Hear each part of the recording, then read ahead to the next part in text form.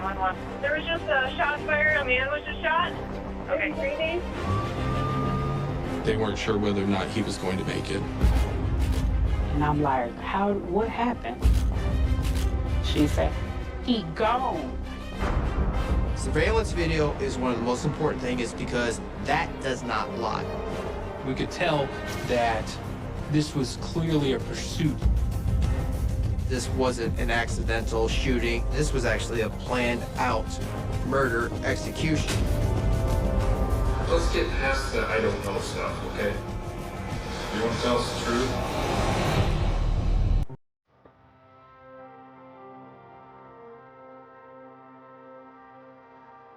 Hey, Reggie.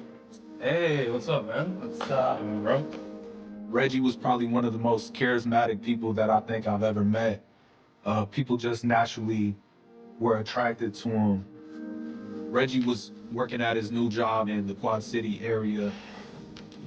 Hey, so how's the job going? It's going good, going good. Yeah? How are the kids? Reg has 2 children. He has a son and a daughter. He loved his children. Little Reg was silly. He still didn't take too much of anything serious.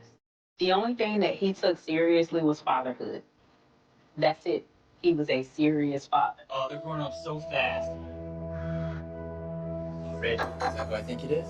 His girlfriend, Kiara, had just recently moved to Cedar Rapids. And so he would just go out there to spend his time with her. And then he still had his own place in the Quad Cities.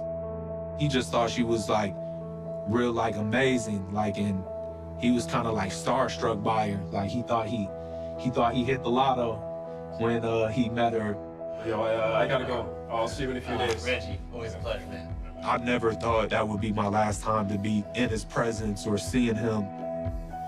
We probably just thought it was just another day that we would go about our separate ways and we'll just see each other tomorrow.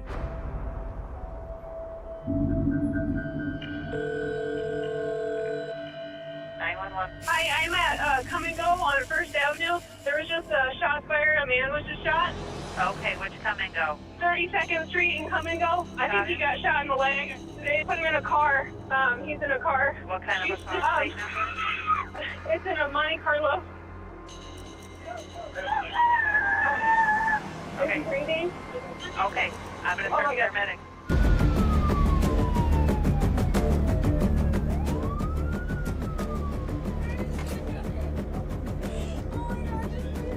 Uniform officers responded to the Come and Go. They determined quickly that the victim, Reginald Ward, was in bad shape. Reggie is bleeding heavily from a gunshot wound to his upper leg. When officers first got there, Reginald Ward was still alive. And in fact, other bystanders who were there that morning had attempted to provide aid to him. Reggie's girlfriend, Kiara Morris, is with him.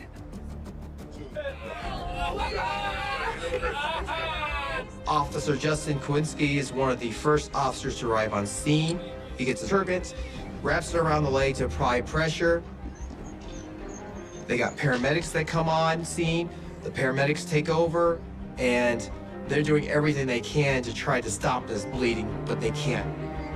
EMS rush Reggie to the ER for treatment. An officer drives Kiara to the hospital to be with him.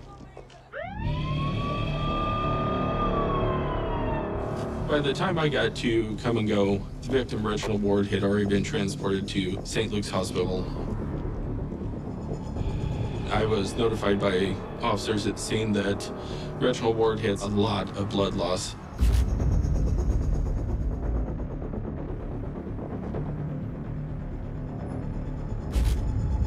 It appeared where the shooting happened, there were multiple shell casings. The car that Reginald Ward was in was a black 2-door Monte Carlo. It was near the exit, and that's where they had stopped and attended to Reggie. I went and spoke with the manager. I'm Investigator DeVore. Tell us what happened. She said she was cleaning the pumps when she saw the two vehicles come into the parking lot and stop at the pumps, and she knew right away something was going on by the way they pulled into the gas station. They were coming in at a higher rate of speed than normal, and once they were stopped, Reginald immediately exited his black Monte Carlo and was in an argument with the driver of the gold sedan. So she retreated to the store, and by the time she was getting to the store, people were starting to say there was a shooting. We need to see the surveillance. Come and Go should have the best surveillance video because the crime happened there. And it happened in a location where you think that the cameras would have caught the shooting. Start just before the incident. But there are cameras on this date in question of when the shooting occurred. There's a camera obstructed, and then another one of its cameras weren't even working. I can't see anything. He was expecting to see the shooter, also see the vehicle that was involved. Being an investigator and getting video surveillance that you would think would show the crime at a business, and it doesn't, can be very frustrating. Hey, I'll speak to the girlfriend.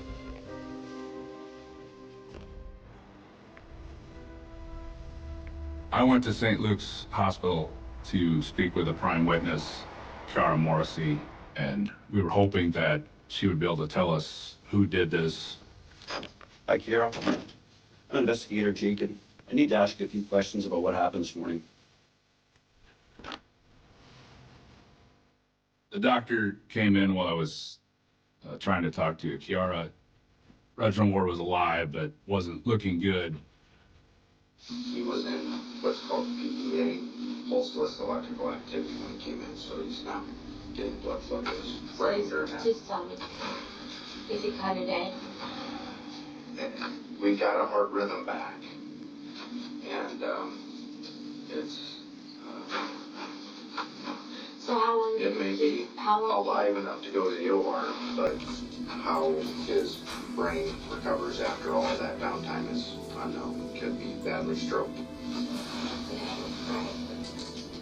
So it's definitely not good. Where was he shot? Do you know?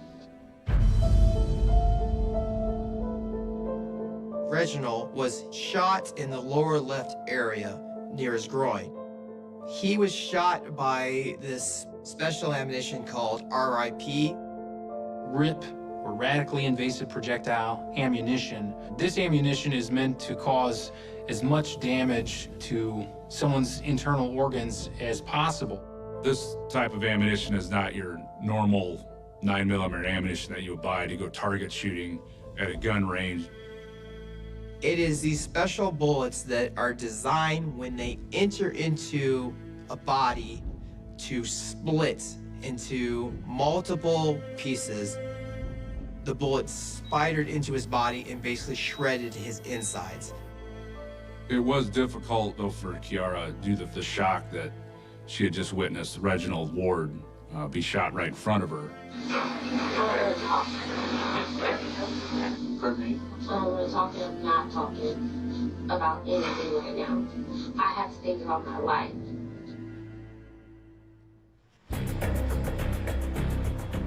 Investigators searched the area around the crime scene for more surveillance cameras. We start looking at businesses in the area, and one of the closest ones was Flowerama across the street.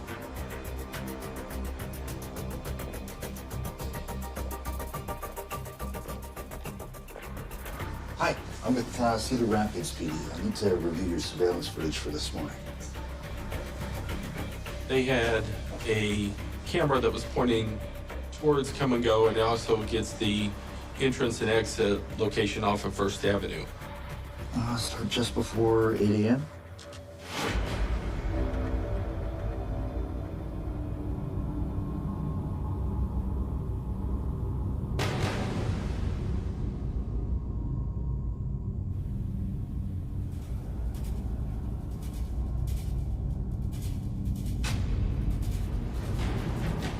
There's the car.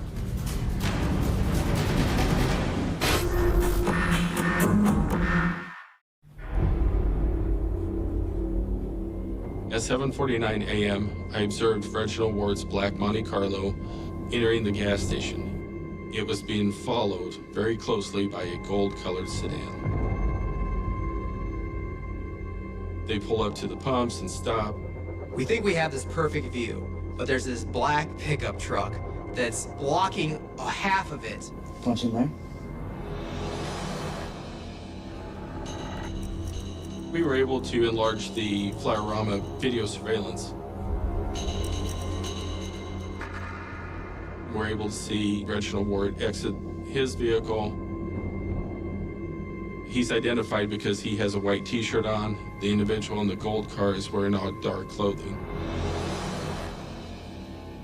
The two individuals kind of keep a brief distance from each other. They're not face to face, they're not in each other's nose to nose. But there is definitely, by the body language, there's some words being exchanged.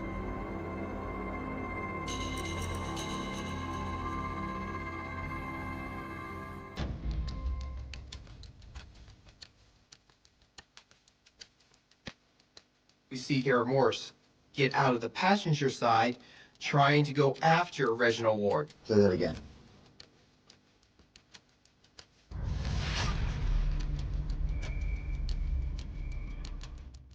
When Reginald gets shot, he kind of bounces back a little bit towards his car. He falls to the ground and a Kiara helps him back into the vehicle.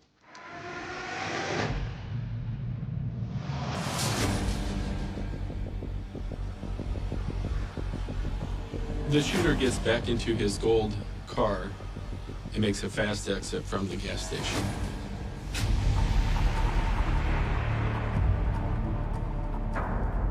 Kiara gets in the driver's seat with Reginald. She starts to go past the gas pumps, goes onto the southwest side of the gas station parking lot, abruptly stops.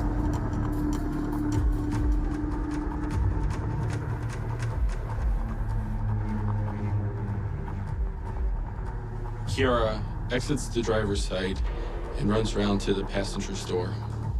Bystanders then emerge from the come and go and heads towards the black Monte Carlo to help Reggie. Can you clean that up? We were hoping to not only see what happened, but also try and get a license plate or a possible identification made on the shooter. We were unable to get a license plate or description of the driver, but we were able to get a description of the gold-colored sedan. It was a Ford Fusion. Okay, thanks.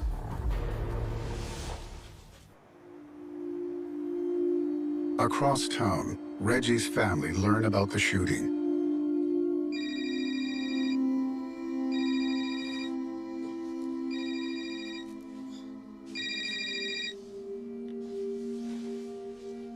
Hello?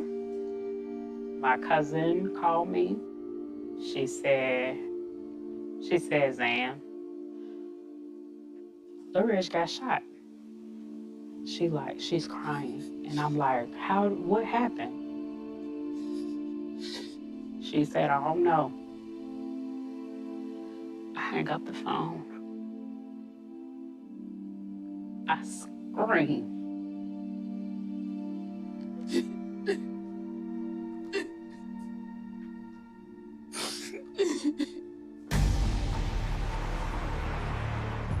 Investigators return to the hospital to speak to Kiara again. We asked her what happened that morning. Kiara said that she was on her way to work. She tells investigators that she and Reggie left her apartment together. Did he stay all night with you last night? Mm-hmm. When you guys were driving to work, what happened on the way up to the gas station? Well, nothing. Basically, there was a car that we went to the gas station and then went to the gas station. Okay. Where did you first see that car at? I wasn't paying attention. I didn't expect a car. I didn't know this until the car pulled in too. We asked Kiara to try and explain what had happened, as we had told her that witnesses knew that she was right there.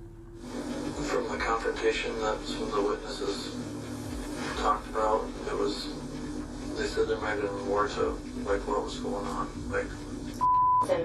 So, well, that's just their perception. How can they sit up there and say that? Well, they understand that one car almost chased the other car into the parking lot. They can't know what's going on when I don't even know. Yeah. She really was difficult and didn't want to answer the question. Kiara, to me, seemed like she didn't want to help us. She was at the scene. She saw the shooter. We needed to expand our investigation further, so we got a search warrant for Kiara's apartment. The night we did the search warrant at Kiara's apartment, we observed there was multiple surveillance cameras on the outside of her building and the local businesses. All right. Why don't you go check out these businesses? Huh?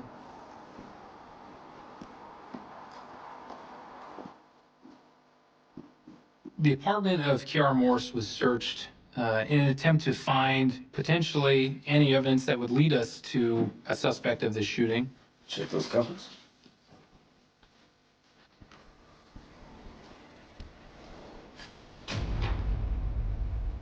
Hey. We located some 9mm ammunition in a drawer in the kitchen. The rounds found were different from the 9mm rounds that were actually used in the shooting.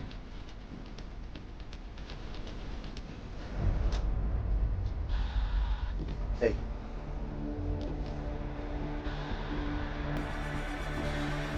We found a note that said, "I miss you," and it was signed Todrick. They don't know who Todrick is. They don't have a connection. What's going on? Is this potentially a connection to the shooting, or is this some random note?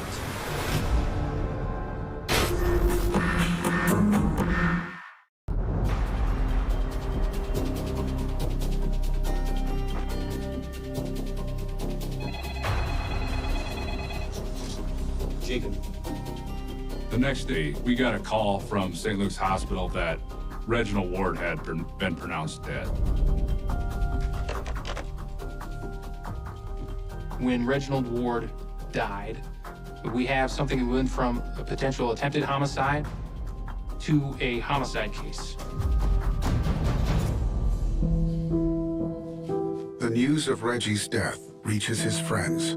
I woke up and I seen some missed calls from my friend, and I called him back to see, what was going on. I took it real hard. It really hurt. It was devastating. Reggie was like my little brother. Hearing something had happened to him, I kind of felt like it was on my watch. My cousin called me and she said, "Zan, he gone." Oh my God. And I was like, what? What you mean he gone? She said, "He gone." And she screamed. And I screamed. And I cried so hard. And I'm like, no.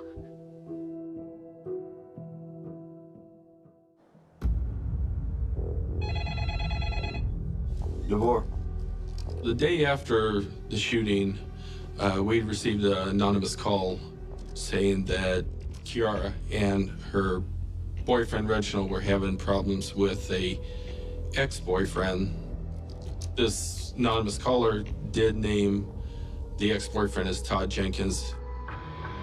We then remembered the note we found in Kiara's apartment, "I miss you, Todrick," and we felt there's probably a connection.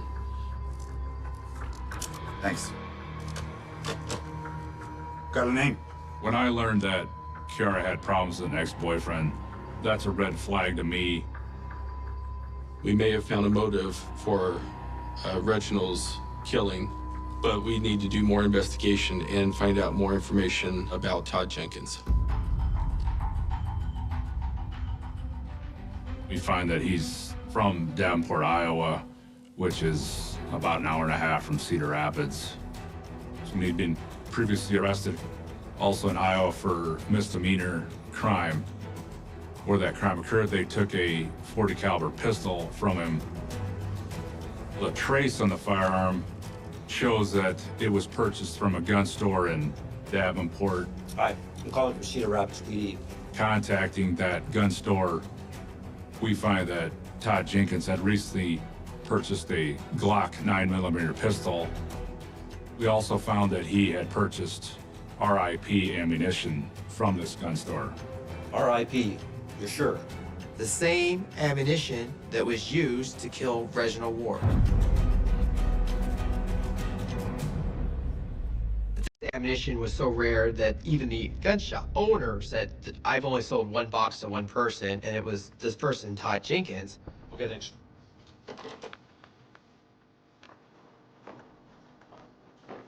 On Monday, November the 4th, we received video surveillance from Kiara's apartment building and local businesses. Hey, take a look at this. The video surveillance from Kiara's building, it shows us a wide angle of the parking lot and the entrance into the building. Kiara's apartment is only a few minutes drive away from the come and go where Reggie was shot at 7:51 a.m. Started 7:45.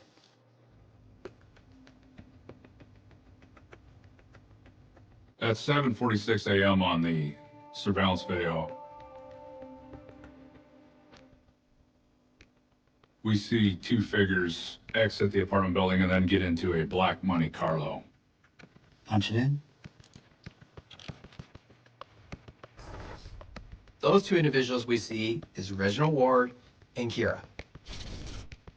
And we see them walk to the parking spot where Reginald's car is parked. Reginald get into the driver's seat, Kiara get into the passenger seat. We then see the vehicle start to back up from its parking spots. Good there.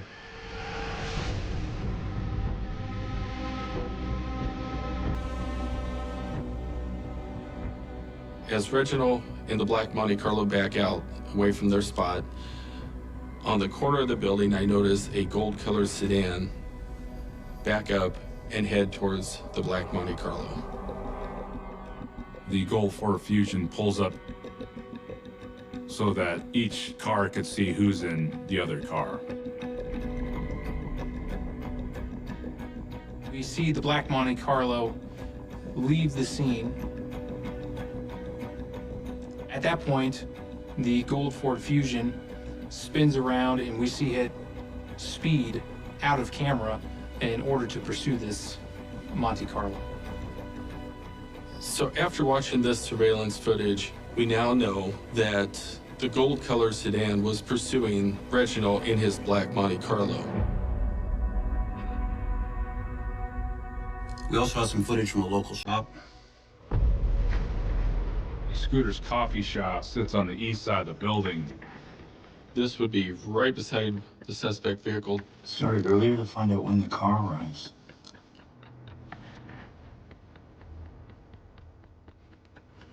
At 7:26 a.m., we observed the gold-colored sedan drive through the parking lot at Kiara's apartment building and pull into the Scooter's parking lot. See if they get out. The gold-colored sedan had parked and stayed there for 20 minutes, and the driver had not left this vehicle. The driver had parked and waited for Reggie and Kiara to leave. This wasn't an accidental shooting. This wasn't by mistake. This was actually a planned out murder execution.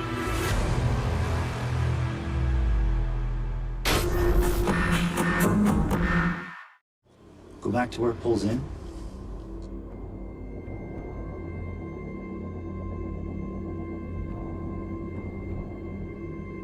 We observed the gold-colored sedan pull into a parking spot. Punch in there.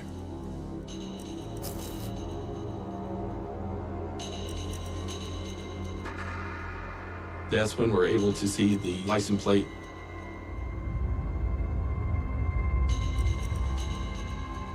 check the license? We were able to locate the registered owner of the vehicle. It was a relative of Todd Jenkins. The car belongs to Todd's sister, Brianna Sanders Benavides. Investigators put out an alert to locate the gold Ford. The Davenport Police Department finds the vehicle in Davenport and abandoned on the street. I contacted Brianna Benavides about her gold Ford Fusion to find out who would have had the car in Cedar Rapids at the time of the murder. In speaking with her, she does confirm that Todd Jenkins is her brother. She wouldn't tell me, though, who had the car when it was in Cedar Rapids. So a search warrant was obtained for the vehicle. Our crime scene investigators search the car and find that it's been thoroughly cleaned by someone. We do get a break, however, and find that the car had what's called an infotainment center. That infotainment center stores all the vehicle's data about where that vehicle was, where that vehicle went. The GPS data confirms that the gold Ford Fusion was at the come and go at the time of the murder.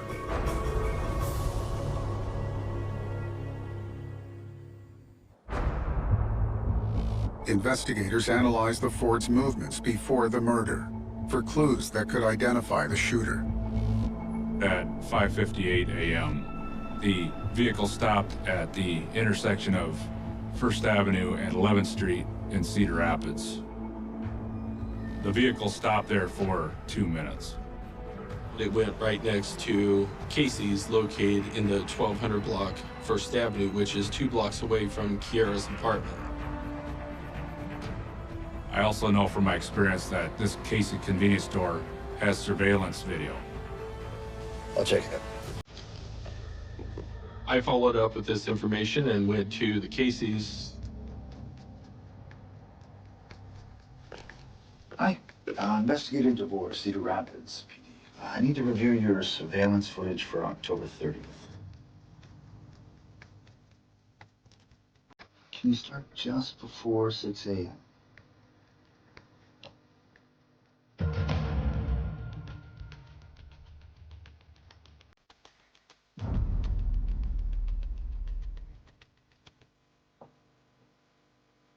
At 5:58, we were able to see this gold Ford Fusion on the front cameras. We're able to see the suspect get out, and then we see the suspect enter the store. Have you got any cameras inside?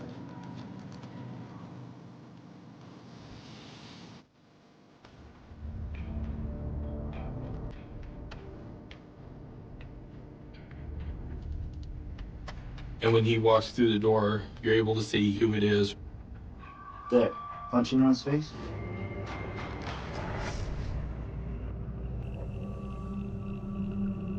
I was able to cross-reference his face with a driver's license photo of Todd Jenkins.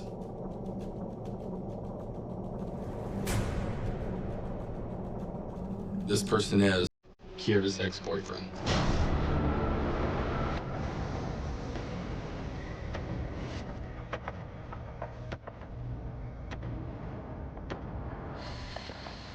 Todd Jenkins approaches the counter, cashes in 2 lottery tickets, then leaves the store. On the exterior camera, you can see Todd pull away in the gold color sedan and head towards Kiara's apartment. Have you still got those lottery tickets? Thanks. Not only do we have a picture now, but we have the lottery tickets that he used that morning, and he signs Todd Jenkins. That's the break we've been looking for. Now we knew the identity of the shooter and the past relationship and history with Kiara. At this stage, we were able to prove she was lying because she knows who the shooter is. While officers track down Todd Jenkins, investigators secure Kiara's cell phone records. They review the calls from October 30th, the day Reggie was shot. There was a phone call 2 minutes prior to the murder where Todd called Kiara This shows that he called while he was chasing Reginald Ward and Kiara Morrissey down First Avenue towards the Come and Go store. Also, there's a text message from her to Todd Jenkins that says, if you want to fight or shoot this man, you have to be ready. We realized Kiara was not telling the truth of what happened in the shooting.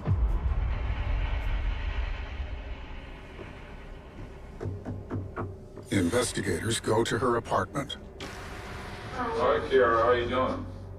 What's up? Well, we've tried leaving you messages and you're not returning our calls. Because I don't have time for that right now. We're doing our job. Can we come in and talk to you? Okay, sure. We asked Kiara about a phone call at 7:47 a.m., just 2 minutes before the shooting. You guys were driving down the road on First Avenue. Did you talk to Todd at that time? I don't know. I can't remember. I can't remember who I talked to for 2 minutes. Let's get past the I don't know stuff, okay? You want to tell us the truth? I can only tell you what I know for a fact is the truth. We asked her if she has spoke with Todd Jenkins since the shooting. Probably, yeah. Okay. Well, How many times do you think you've talked to him? I don't know. You I guys, talk to a lot of people. well, I know you talk to a lot of people. You told me that over and over. So, have you talked to him? Is he still in Davenport? I don't know. I'm done talking. Kiara was to the point where she doesn't want to answer questions truthfully. From my experience, I believe that Kiara was being evasive. We're feeling comfortable that we can file our charges. But we have no idea where Todd is. He's basically went off the grid. I need a warrant for Todd Jenkins. Yeah, thanks.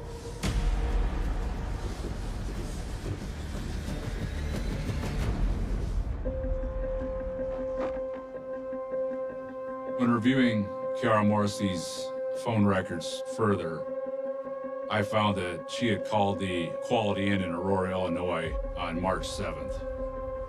Hi, Cedar Rapids Police Department. Officers speak to somebody at the front desk. They verify there is Todd Jenkins staying there. Can you send over your security footage? We received video surveillance footage from the lobby of this Quality Inn.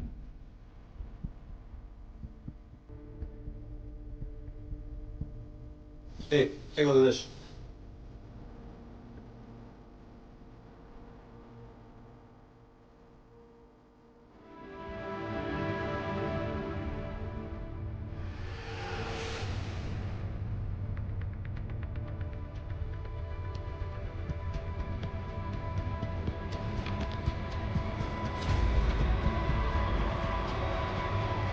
It's Todd. It's Kiara.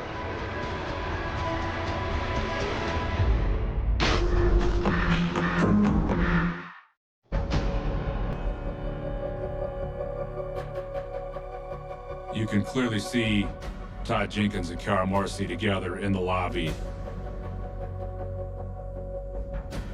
This does show that Kiara Morrissey, Todd Jenkins, they're back together since this crime had been committed on October 30th of 2019. Put me through to the U.S. Marshal, Illinois office. We called in our U.S. Marshals to go to Aurora to the hotel to see if Todd was still there. And Todd was at the hotel with Kiara.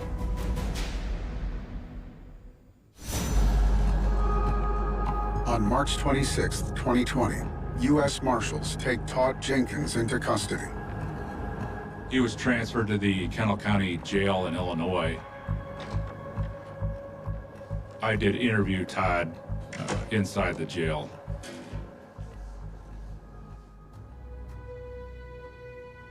Well, I want to take you back to October 30th of 2019.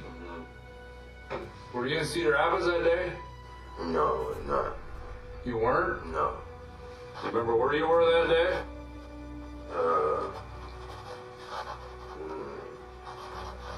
No, I was kind of hungover. So. Kind of hungover? Yeah. He would never admit that he was in Cedar Rapids. I later showed him a still photograph of him inside the Casey store. That's you, in a Casey's in Cedar Rapids, Iowa on October 30th of 2019. Why were you there? I don't know who that is, officer. Okay, well, that's you. Given all the evidence that had been gathered in this investigation, I knew that Todd Jenkins was lying. The investigation clearly showed that he was the killer of Reginald Ward. We had charged Kiara with accessory after the fact. However, we came up with this proffer agreement where Kiara testified in court. We were willing to dismiss the charge against her. Since she cooperated, part of her deal was we decided to dismiss the case against her so she has no charges, she had no punishment, and that she was free to go. Investigators find no evidence that Brianna Sanders Benavides, Todd's sister and the owner of the Ford Fusion, had any knowledge of or involvement in Reggie's murder. She is charged with no crimes. In May 2021, Todd Jenkins waives his right to a jury and opts for a bench trial.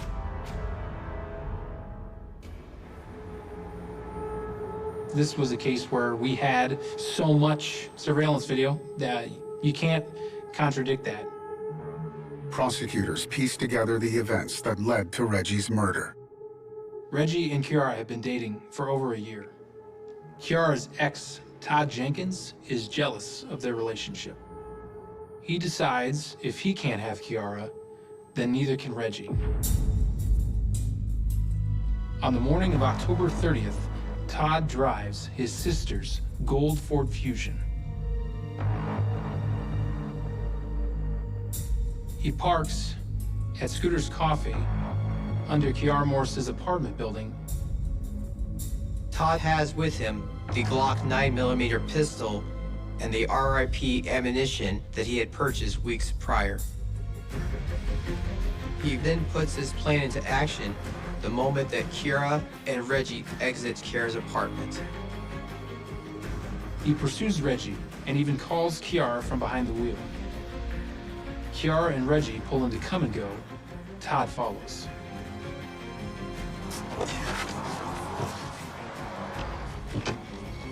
What's up, man? You doing my girl, bro? What's up? What's up? Todd confronts Reggie and then shoots him.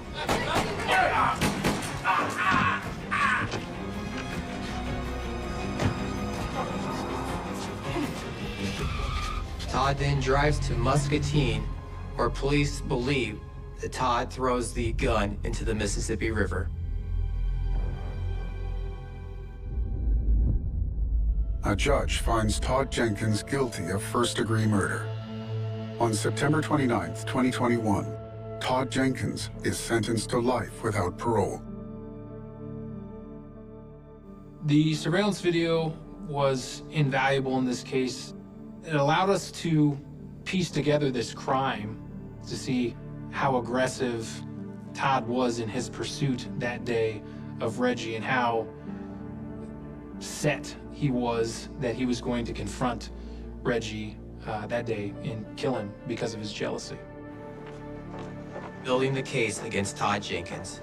We would not have got this conviction, and I don't know if we would have got charges filed and ever resolved the case without surveillance footage.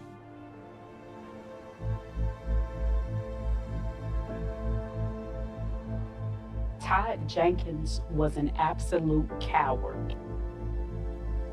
You had to pull a gun and shoot my brother while he was walking away. Over a girl? She meant that much. And don't nobody got it now. Because my brother dead and you in prison for the rest of your life.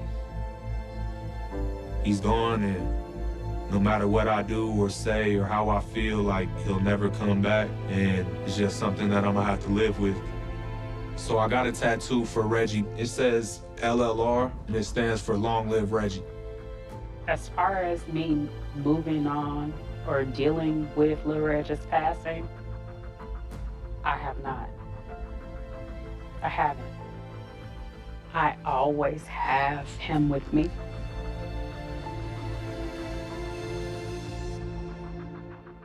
Always. I haven't moved on. And I don't know if I can.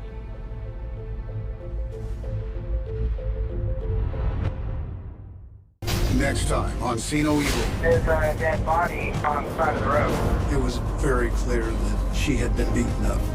Surveillance footage was really paramount in this investigation. Where'd you go? I'm sure you will. Well, camera doesn't lie. Neon bleeds into puddles. Taxi lights blink like Morse code. A handheld camcorder hums. A red tally light winks, then vanishes into a coat pocket as the Yamanote line screeches past 27 seconds late. Tokyo, 1995. The city is noise and order, steel and ritual. And somewhere between the shuttered pachinko parlor and the alley that smells like rain and frying oil, a girl waves to the lens, laughs, and steps backwards out of the frame. The tape keeps rolling. The laughter hangs, clipped by a sudden cut. Freeze. Static. A blank blue screen that feels like a closed door. Headline tone. Cold case. Mysterious disappearance. Community in shock. A camcorder goes missing, and with it, everything that might have answered a question no one knows to ask yet. We start with a detail the newspapers never printed. The strap of that camcorder had frayed threads like whiskers. The owner, someone's boyfriend, someone's classmate, someone who insisted on shooting everything, kept twisting it when he was nervous.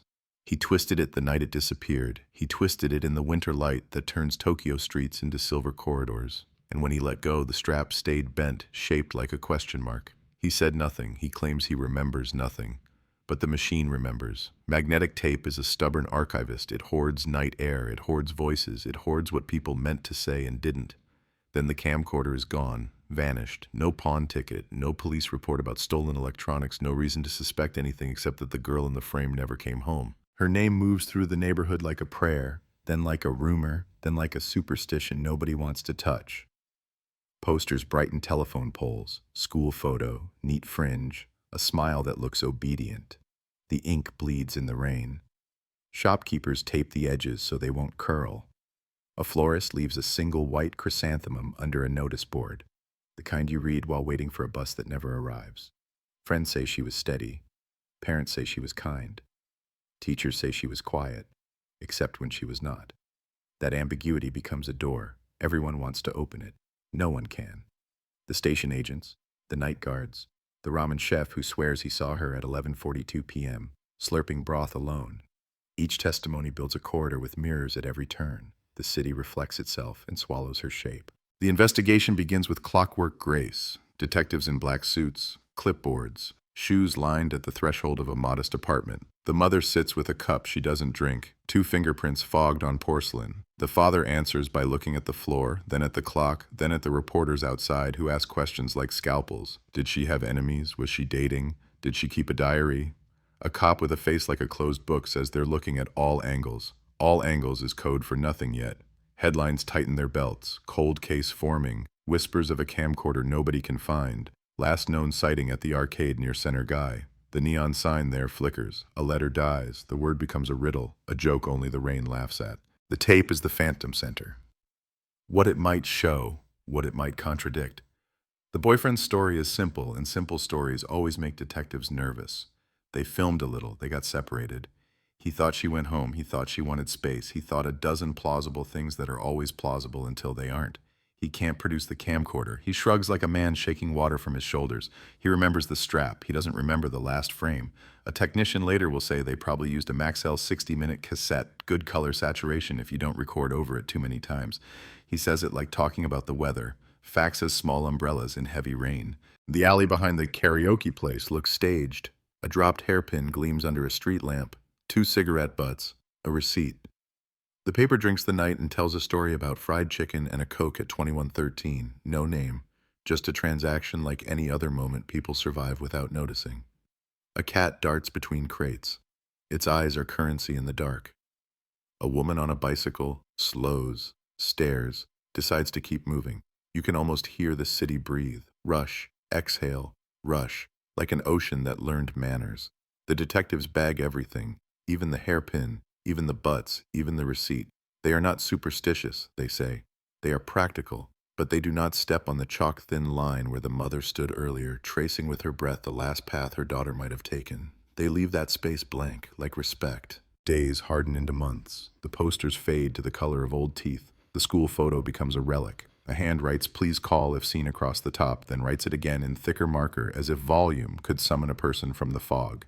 The boyfriend moves twice. The landlord says he paid on time. The mother learns the schedule of the trains by heart and dislikes them for their reliability.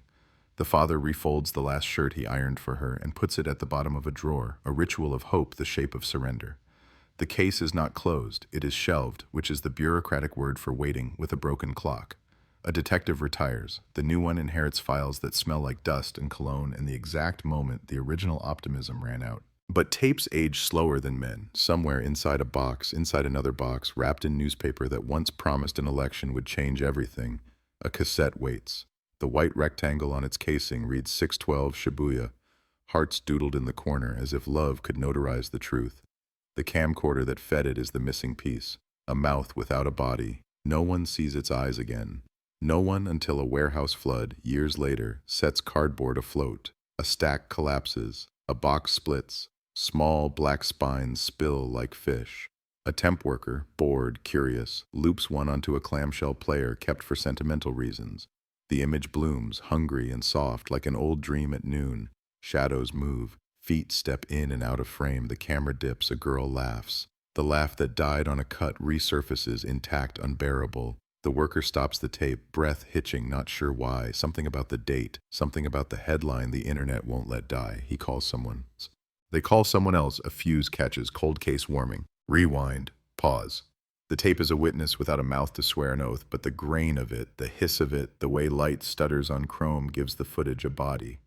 A detective watches and feels the old city return, 1995 in low resolution, a palette of sodium lamps and flesh flattened by tube screens.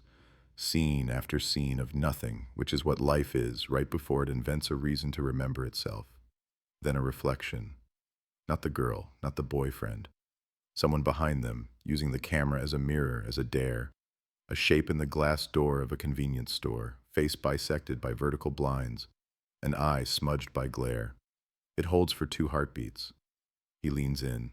He touches the focus ring. He likes seeing himself sharp. Then the tape jumps. A cut, then the blue again, a blank that tastes like a lie. The first time the mother watches, she doesn't blink. She can't. The mind makes bargains with tapes. If you keep your eyes open, time will treat you gently, won't walk backward, won't trip you into thinking you are about to see what you've begged not to see. She doesn't see it, not in part 1 of the tape, not in part 2. The detective calls the shadow a coincidence. The mother calls it a man. A priest calls it grief making Rorschach blots out of light. The internet calls it evidence. The word evidence is a door too. Everyone reaches for it. The worker who found the cassette sits in his apartment and wonders if he misread a date. He checks the spine again. 6/12. He tastes metal. He dreams of rain. Do you hear the city listening to itself? Train announcements bark order, vending machines blink sugar promises, 100,000 doors hiss open and shut in a choreography that claims nothing gets lost here unless it wants to. But something was lost. The camcorder, then the girl, then the clear sense of where night ends and morning begins. The arrest, when it finally happens, will not look like TV. There will be slippers, there will be a thermos, there will be a neighbor holding a bag of trash pretending not to watch. But we are not there yet. We are here, with the tape that breathes, with the mother who does not, with the detective who understands that the thing he needs to see is the thing the tape refuses to show. Negative space is still space. Silence is still a statement. They re-interview the boyfriend. He has new lines at the corners of his mouth. He has a job that requires him to apologize for other people's mistakes. He says the tape is from a different night. He says the doodled hearts were hers, not his. He says experts can prove anything if paid enough. He says too much. The detective nods because nodding is a way to gather rope. The boyfriend asks for water. The detective sets the bottle just out of reach, the way you do when you need a man to lean into a choice. That's when the boyfriend mentions the strap, not the camera, the strap. He twists his fingers unconsciously while he speaks, and a small, almost imperceptible smile grazes his face when he remembers how it used to bite his palm. The detective notes the smile. Later, a prosecutor will circle it in red ink and write, "Context, not proof." In the neighborhood, the posters are gone. The telephone poles wear advertisement scars for tutoring and moving services and cats that need homes. But the florist still leaves chrysanthemums on Tuesdays. Habit is its own headline. The ramen chef changes his story as easily as he changes the soup stock. Maybe it was 11:37, not 11:42. Maybe she was humming. Maybe she never paid. The alley has gentrified into a corridor of boutique coffee and curated silence. The street lamp is new and conscientious. It does not flicker. It reveals everything except the past. The mother only returns on days with thin clouds. She walks to the edge of the alley and stops where the line used to be. She breathes once as if checking the air for memory. Then she leaves. The detective watches from across the street and decides that belief is a muscle. He lifts it. Now a technician slows the tape frame by frame. Grain becomes geography. He can point at a reflection and tell you the time it was born. He can sharpen a smudge until it becomes an intention. The shape behind the couple in the convenience store door is not a trick of glass. It is a man. He is taller than the boyfriend.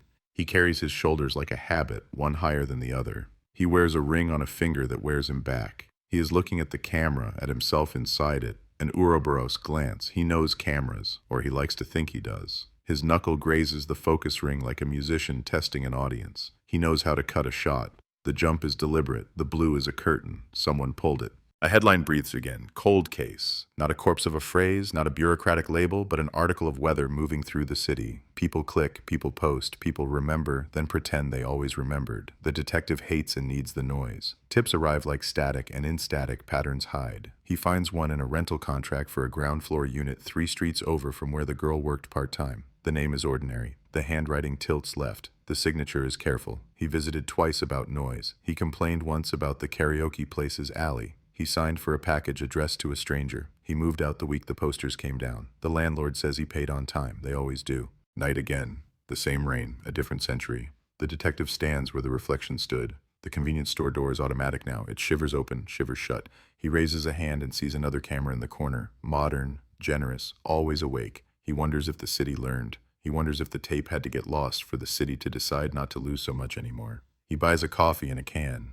He looks at his face in the door and thinks about rings and shoulders and the way a man who likes machines will always touch them before he tells the truth. He drinks, and the coffee tastes like history. But the camcorder, don't forget the camcorder, has not been found. Only the tape.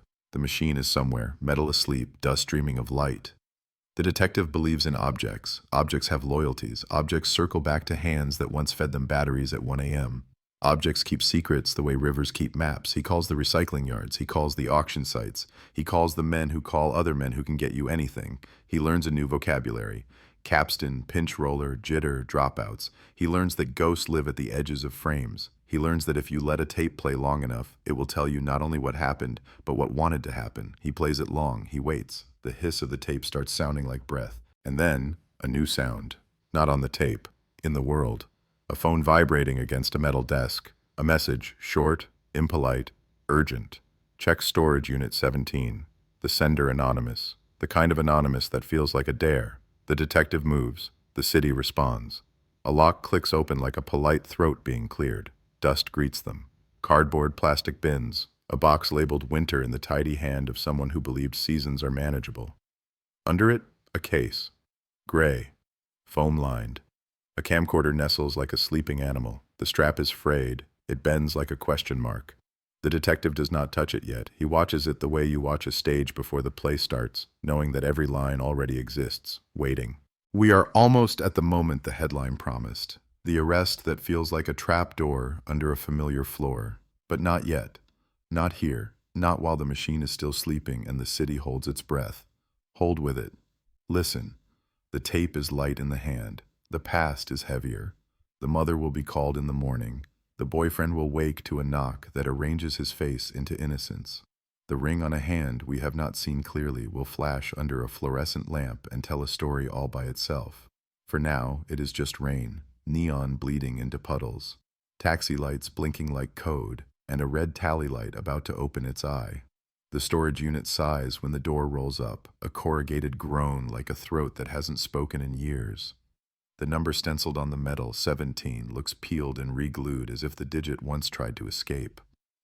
Fluorescent tubes flicker to life 2 beats late, the exact delay that makes men think of superstition. Dust hangs and rotates, slow galaxies in a stale universe. A camcorder sleeps in a gray case with foam cut to cradle it like a fragile organ. The strap is there, frayed, bent into the punctuation of doubt. The detective doesn't reach for it. He writes the time. He notes the temperature. He tastes the particular dryness of old plastic and lost nights. Record everything, he says to the young officer at his shoulder. Even the boring parts. Boring parts are where truths nap. Gloved hands lift the lid. The air changes. That's not science. That's memory rising. A warm front over a cold sea. The camcorder is a JVC, compact, workmanlike, the kind students and boyfriends could afford. The kind that filmed birthday candles and then sometimes the last normal hour before a headline. A sticker on the battery door. A worn cartoon cat waving. Not her style, the mother will say later. His. The owner left fingerprints of personality, if not residue the lab can keep. The detective turns the machine in the light and watches the lens blink back. Lenses always look like eyes to those who've had to trust them. He doesn't press power yet. He lets the possibility fill the room first, an inflating balloon everyone is afraid to touch. The storage receipt says, unit paid quarterly, cash. The name on the contract is dull enough to pass 100 checkpoints. The handwriting is tidy, left-leaning, a slant like someone bracing against wind. The manager shrugs in the universal dialect of I rent space, not theories. The anonymous text that led them here pings twice, then silences itself into a dead end. Burner phone, cheap and decisive. The detective files the relief he feels in a private drawer, relief that the case has muscles again, that it breathes and complains and demands, like a patient waking belligerent after surgery. Cold case, warming, headlines mutter under the city's breath. They carry the camcorder like a small bomb down the hall to a fold-out table that wobbles if you lean wrong. Power on. A green LED blinks like a stifled laugh. The tape inside is labeled with the same tidy hand as the cassette that surfaced in the flood, 612 Shibuya, hearts sketched in the margin. This is not coincidence. This is choreography. The detective glances at the officer and sees the question in his face. Play? He nods once. Slow. Play. Blue first. The curtain the city learned to hate. Then the picture floats up out of the hiss like a diver breaking surface. The sigh of a crosswalk, the chime of a convenience store door, the tiny tremor of a hand that believes it can steady the world by pressing REC. The city is younger in this square window, posters for bands nobody quotes anymore, a cigarette ad that would be illegal in 2 winters. The girl again, mid-laugh, hair lifted by a breeze from a subway vent. She reaches for the lens the way people do when they trust whoever's behind it. She trusts. The detective feels that like a bruise. Freeze there, he says, and the officer jabs pause. The image stops with the girl's fingers blurred, 5 small comets streaking toward a future that refused to catch them. In the glass of the convenience store door, the detective traces the reflection he memorized from the flood cassette. A taller man, shoulder tilted, ring glinting on the hand that drifts, habit, to the focus ring. The lens loves him, that's a tell. People who love lenses act like they're in a conversation, not a recording. He cut it, the detective says, and it is not a question. The officer scrolls 1 frame forward, 1 frame back. The jump is surgical. Someone trimmed the moment like a gardener who hates weeds more than he loves flowers. Fast forward. Night pours like ink. A street musician, a kid with a harmonica and the nerve to play it loud, steps into frame, out of frame. The camcorder drifts, too casual for an amateur, too nosy for a friend. It lands on a security mirror mounted high at the end of a narrow alley. The detective's heart trips. Mirrors see what doors refuse. In that convex ghost, the taller man is sometimes taller still, the distortion stretching him into accusation. His walk isn't smooth. 1 shoulder rides high. The ring flashes with each swing, a metronome of terrible time. The girl passes. The boyfriend flanks. The camera hesitates, then does something only a certain kind of person thinks to do. It zooms without moving. A predator's economy. A face fills the circle of the mirror. Not whole, not yet, but enough for a lineup to dream it can become a confession. Battery dies. The LED blinks its small mortality. The officer fumbles the power brick. The detective tells him to breathe. Slow is fast, he says, and the young man nods, grateful for something that sounds like a rule.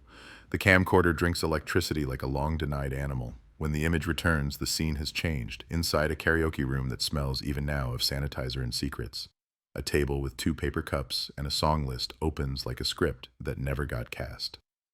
The microphone lies on its side. The girl's hairpin glints where a street lamp used to. The boyfriend's voice enters the room before his body does. You okay? Casual suspicion disguised as care. The detective watches the way the camcorder lowers as that voice approaches. Whoever is holding it doesn't want to be seen holding it. He tucks it just under the edge of the table, peeking, not amateur, not friend. A knock. The door opens. Shoulder-high man turns profile to the lens as he steps sideways past the jam, that tilt, that ring, that unconscious brush of knuckles to machinery. There it is again. The choreography of a technician, the caress of a man who believes things obey him. He sits. He never looks directly at the camera. He looks everywhere cameras look, faces, corners, exits, the small chrome of a door handle that gives him a second to check himself in reflection without looking vain. The detective feels the thin burn of certainty climb his throat. He's had it before and been wrong. He wants not to be wrong now, the way a drowning man wants not to be water. Audio is a rumor pressed flat, but enough of it survives to sting. She left? That's the ringed man, voice like a coin flipping between fingers. She said she was tired, the boyfriend answers, and if lies had color, the room would be pulsing red. The camcorder creeps higher under the table, eyes desperate, and in the watery rectangle of the karaoke TV screen, the ringed man's face resolves, an accidental portrait smudged by cheap graphics, highbrow, narrow jaw, a small nick at the earlobe like a scar or a habit with earrings. The detective presses his tongue to his molar and draws blood to remind himself, context, not proof. Proof is for court. Context is for a city that needs tonight to believe the past can still be arrested. He stops the tape and calls the lab. Pull stills from the TV reflection, the mirror, the door. Build me a face that can survive a defense attorney. He doesn't say please because need is its own politeness. He calls records and wants every noise complaint on that karaoke corridor between May and July of 1995. He calls the rental manager for the ground floor apartment 3 streets over and asks for emergency contact cards, the ones tenants fill out and forget exist. He calls the mother and doesn't call the boyfriend. He will enjoy knocking on that door later with silence and the right number of officers to make silence heavy. Outside, rain buckles into a tropical tantrum, the kind Tokyo forgives because it cleans. News burrows in on its stomach. A blog posts a grainy still with a circle drawn in digital red. A woman messages the detective's anonymous tip line. I think I know him. He fixed our VCRs in '96. He never knocked. A man calls and breathes but doesn't speak, then hangs up and texts a single sentence. Check the ring. Another anonymous whisper points at a tiny repair shop shuttered 2 decades, its signage ghosting a kanji the new cafe didn't bother to peel. The detective writes them all down. Static, static, signal. In noise, patterns hide. He was taught that. He teaches it again, out loud, for the benefit of the room and for himself. They visit the old repair shop address. The cafe manager says the previous tenant left scraps behind when they remodeled. Manual pages, warranty cards, a drawer full of screws, a plastic tub of rings, tiny, not jewelry, not fingers, camera rings, focus rings.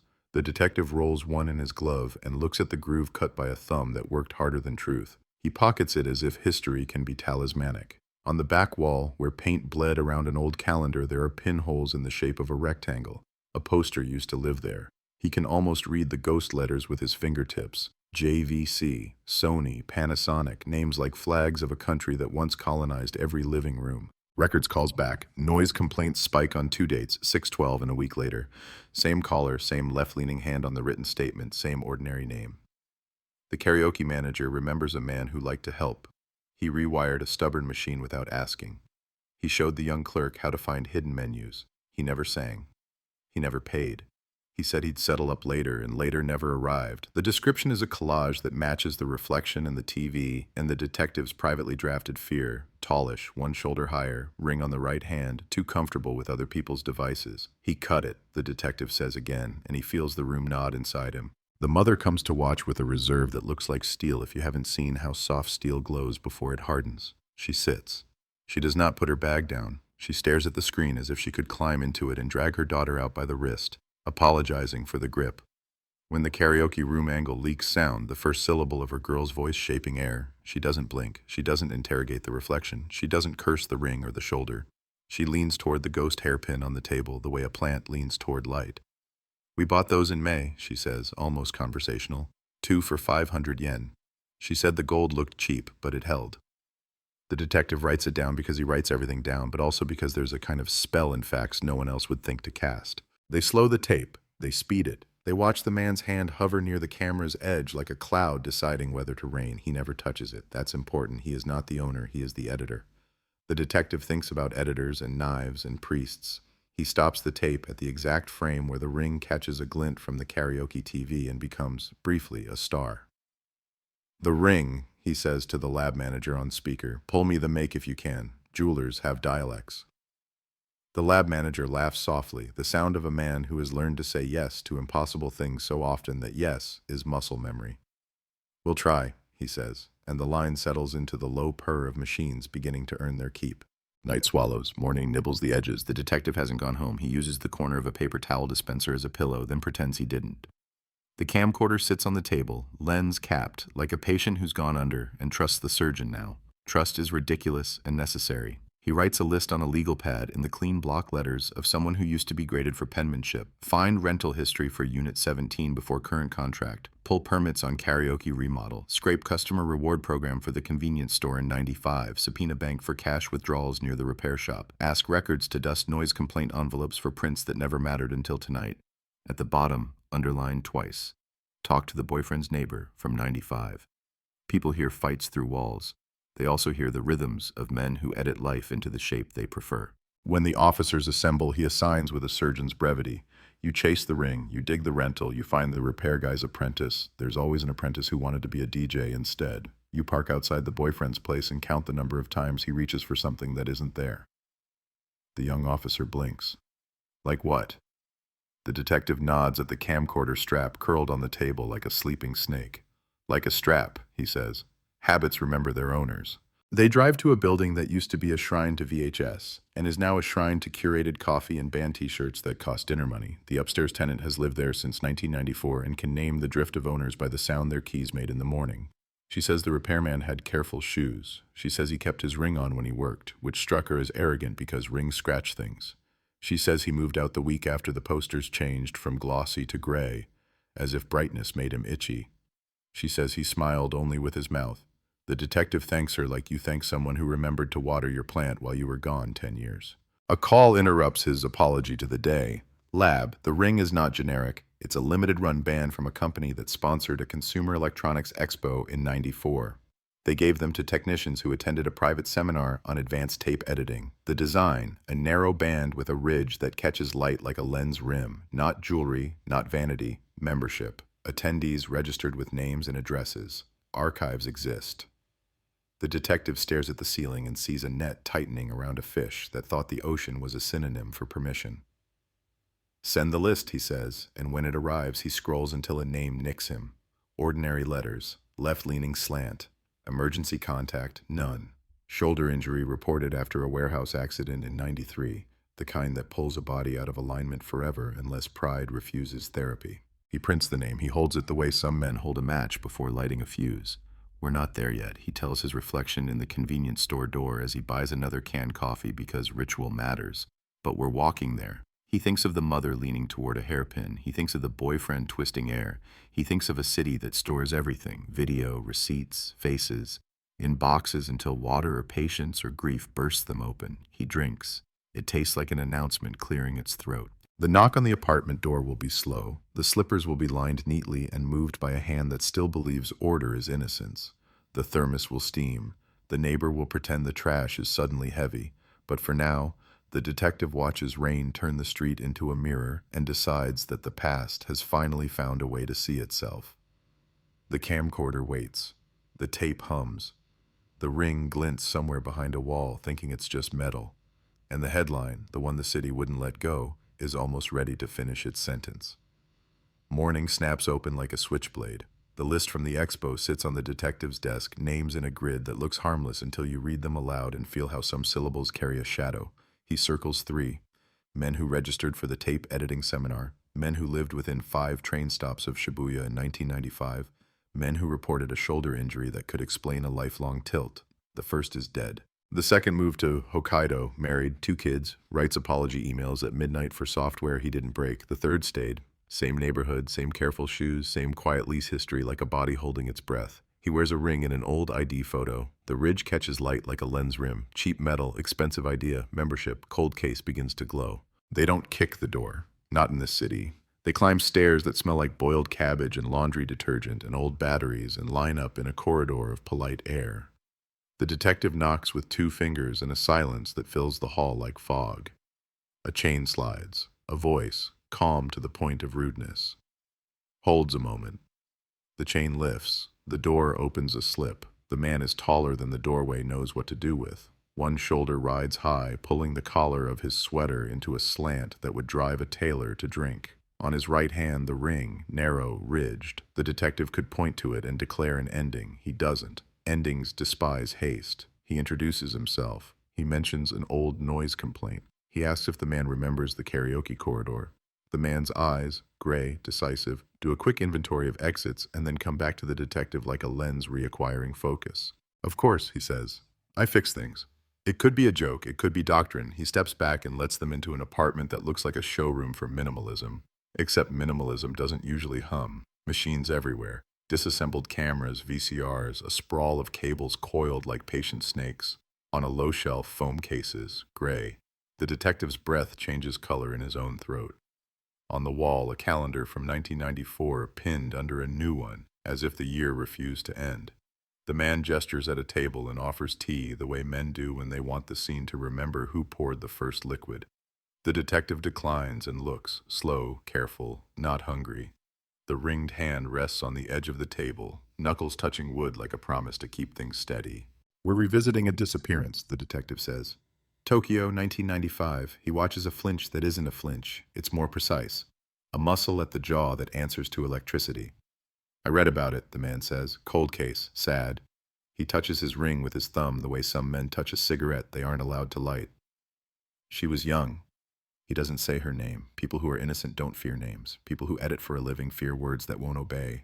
On the shelf, a camcorder strap sticks out from a foam cutout, frayed into a comb of question marks. The detective lets his eyes land on it and stay there, disciplined. He does not grab the strap the way a younger version of him would have, like a drowning man grabbing hair. We found a unit, he says. Storage. Number 17. He says 17 like a country only a few people have visited. The man nods as if the weather forecast were accurate. You rent storage, Mr. Tanaka? He uses the generic name on the expo list, the one that fits too easily. The man smiles with his mouth. No need, he says, spreading a careful hand over his perfectly arranged hoard. Everything I need, I keep. The detective sets a clear plastic evidence sleeve on the table. Inside, a still from the karaoke TV, the mirror's mistake turned gift. The man in the reflection wears a face that learned shadows early and never forgot the lesson. The ring throws a star at the corner of his mouth.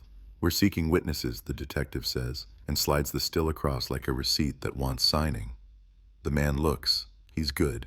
He barks a small laugh and tilts his head at the precise angle required to make the high shoulder look like posture, not wear. That could be anyone, he says. Mirrors lie. He's not wrong. He's also confessing in a dialect only certain rooms teach. The dialect of men who believe glass is a benign conspirator. The young officer asks to use the restroom and disappears down a narrow hall. He was told to ask. He was told to look. He was told to walk like a man who gets lost in a mirror and forgets to break it. He returns with hands damp and eyes a fraction too bright. That is the color of a found thing. Nice place, he says, and the man nods like a landlord in a dream. The detective stands. Thank you for your time. The man escorts them to the door, that ring blinking sunlight in fractured Morse. At the threshold, the detective pauses and lets silence sag in the space like an old rope bridge. You still fix things? He asks. The man smiles. A flash of tooth, a flash of ring. Sometimes, he says, and the door closes with the noise polite doors make when they want to be forgotten. They take the stairs too fast and then slow in the alley because running makes innocence look like a costume. The officer lets out the breath he was saving. Top of the water heater, he says, the words tripwired into a whisper. Trapdoor, attic crawl, foam cases, more tapes, labeled with dates and colors. He swallows, remembers to be a professional. There was a small sticker, cartoon cat, on one, same as the battery door from Unit 17. The detective smiles the way a man smiles when a lock offers its throat. Warrant. The word beats behind every rib. They call the prosecutor and let the tape speak for them. The mirror still, the ring list, the storage unit, the cartoon cat that refuses to be a coincidence. The prosecutor says the city likes solutions that taste earned. The judge signs. Paper becomes door. They go back, fast now, sirens not wailing because sound is a weapon and stealth is a kinder one. The neighbor emerges with trash that multiplies under her arm as she watches. She will later tell friends she has never seen slippers step so neatly out of a doorway as a man in a sweater becoming a suspect. Inside, the apartment looks surprised, if rooms can. The man sits with the ring on the table like a chess piece he forgot was his. He reads the warrant like a manual, starting with the warranty and then the italicized caution that says, "Do not open unless you are trained." The detective lifts the water heater panel and meets heat. Above, dusty beams, web threads like crackled frost, the gray geometry of foam cases lined up in a row that pretends to be random. He brings one down. He does not open it. Not yet. He brings two more. He rolls the last one before his glove and feels the particular give of plastic that aged in the company of secrets. They inventory like monks. Date, label, condition. A box reading 619 Shibuya, heart doodles, familiar and now obscene in their innocence. Another, 626. Center guy, star drawn instead of heart. Another, 612. Arcade, two exclamation marks like a nervous joke. He opens the first. Tape sleeps in its plastic coffin with that intimate smell of magnet and dust and the 1990s insisting it still can speak. The detective doesn't press play, not here. He carries the case as if it could explode into proof or into failure, both requiring a steady hand. In the squad room, light hurts after the crawl space. The camcorder from Storage Unit 17 sits on the table like a reunited twin. The detective seats the 612 arcade cassette into its mouth. The mechanism accepts with the click that has launched 1,000 birthdays, graduations, disappearances. Blue, hiss. And then, life, crooked and entire. The city flowers into visible sound. The girl again, stepping into neon the way a moth trusts heat. The boyfriend drifting at the edge of the frame, moored to his own excuses. The camera, handheld, curious, a little cruel, watches a mirror over a claw crane machine where stuffed prize animals dangle like the joke fate tells children. The reflection is better this time, the ring man's face clean as an ID without the guilt of official light. He leans into focus like a man who knows focus will meet him halfway. "Freeze," the detective says, and the frame locks. The lab breathes, makes their machines kneel. Pixels, sharpen, grain, confess. A jawline becomes geography. The ridge on the ring becomes a serial number in light. The machine cannot know it's looking into its maker. It obeys anyway. A printer exhales. A face stares up from paper. A little older now because faces always tell the future when paused. They run it. Database against database. The result is not a thunderclap. It's a quiet bell, the kind some museums use to tell you a door opened into a room you didn't know existed. The name on the screen matches the expo list name, but below that a line no one wanted. Questioned, June 1995, not charged. Context, not proof. The entry describes a theft at the karaoke corridor, a cashier's till light by 30,000 yen, and a security tape that rewound itself clean. The detective pinches the bridge of his nose until his eyesight is itself a blueprint for tunnels. He practiced, he says. He cut that tape before he cut ours. The lab nods as if they had been waiting to be told something they already knew. They keep watching. The camcorder drifts. The girl, in profile now, mouths words the microphone cannot be bothered to respect. A hand, her hand, sets a hairpin down by accident where a street lamp used to shine. The boyfriend steps forward, smiles badly, blocks the frame with a kindness that hurts. Behind him, Ringman watches the lens watch him. There is a moment so small no one in 1995 felt it.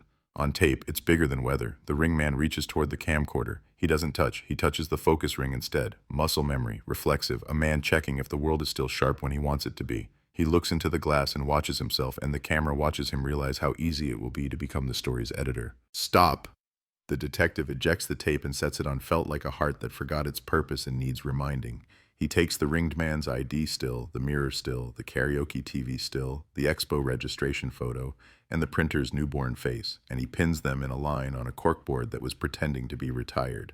He draws a line that is not red because red is for certainty, and certainty is a legal word they don't get to use yet. He writes a single adjective under the row, deliberate. They go back. The man opens his door with the ring no longer on his hand. It sits on a dish by the keys, a small moon with opinions about light. The detective asks a simple question, the kind headline writers love. Where were you on June 12, 1995, between 9 and midnight? The man says the thing men say when their lives have begun to narrow to a hallway with no windows. At home. He almost adds alone and decides against it. He lifts his chin, introduces a shrug, bleaches his voice to the perfect tone of bureaucratic innocence. But that was 30 years ago, he says. No one remembers nights like that. Machines do, the detective says, and lifts the camcorder like a cross. He doesn't call it evidence. He calls it what it is to him now, a witness who never agreed to testify but can't stop. The arrest is not celebratory. Surprise lives in small places. It lives in the neighbor's mouth as she pretends the trash bag is heavier than shame. It lives in the man's blink when the cuffs meet his wrists like a remembered handshake. It lives in the ring sitting in the dish, suddenly a relic from a religion the apartment no longer practices. "You can't," the man says, and the detective has heard the line in 5 languages and 100 keys. "We can," he answers, soft as rain that brings dust to its knees. "Because you kept the camcorder alive long enough to turn on you." He doesn't say thank you, but the city thinks it. At the station, the room is square and bored and saturated with 1,000 unglamorous truths. The man sits. His shoulder remembers injury. His jaw remembers secrets. On the table, the camcorder. The detective places the ring beside it, not touching but close, cousins who quarreled and will never reconcile. He clicks the tape forward to a new segment no one has watched yet. Blue. Hiss. A cupboard door in the karaoke room. A hand, quick, graceful, lifts the till drawer and pockets 3 fat rolls of coins that look like a child's version of wealth. Petty? Sure. Practice? Absolutely. The hand withdraws and the ring flashes with the ridge that has become a fingerprint of light. "Do you want a lawyer?" the detective asks. The man studies the camcorder as if it might ask for him. He taps the table once, twice, a metronome resetting the past. "No," he says. "I want to explain." And there it is, the most dangerous verb in rooms like this. Explain, edit, fix. He leans forward, eyes on the lens, and for a second the detective sees every year collapse into itself, all the tapes, all the edits, all the mirrors, the boy learning how to make life obey with a button that says REC, and one that says stop, and a third, private one that says erase. The man smiles with only his mouth and begins with the line men like him think absolves them. "You have to understand how it happened." The detective lifts a hand. "We don't," he says, voice soft and hard, like leather that remembers rain. "We just have to watch." He presses play. The camcorder blinks its red tally light, patient as a saint, and the city, after 30 years, takes another step toward the headline it kept alive like a stubborn candle in mean weather. Play. The room contracts to the size of the viewfinder. Grain breathes. The man across the table swallows his explanation and watches the machine choose its own. Inside the frame, the karaoke corridor is a bloodstream. Glossy, red, carrying tiny lives past a clot no one can see yet. The camcorder tilts. It is not a nervous tilt. It is a craftsman's pan, slow and even, the kind of movement that says someone is driving. In the lower left corner, a reflection rides along the chrome edge of a door like a secret hitchhiker. The ring catches light and becomes a lighthouse for a ship that's already on the rocks. The detective does not speak. He has learned that silence, when it stands still long enough, turns into a magnifying glass. The tape rolls to a room with a coin locker wall. Blue doors, silver mouths, small rented silences. The camera lingers on a locker number not because it's beautiful, but because someone decided it mattered. 317. The digits sit there like they know they'll be repeated in a courtroom where numbers develop personalities. The key is there. The key is not there. The hand with the ring slips in from the top of the frame, not to take, not to give, but to test the lock with a finger like a stethoscope. The man at the table looks at his own finger as if it were an actor he hadn't cast. "Stop," he says, reflex, and then softer. "This will not mean what you want it to mean." The detective nods like a teacher humoring a student who hasn't met consequence yet. "We'll let it argue with itself." He lets the tape find breath. The camcorder cuts. No blue this time, just a jump clean as a razor to the arcade's convex mirror again. The ringed man stands just outside the lens's polite field, as if he knows where invisibility begins and ends. The girl passes with a paper bag and a private weather system. The boyfriend is there.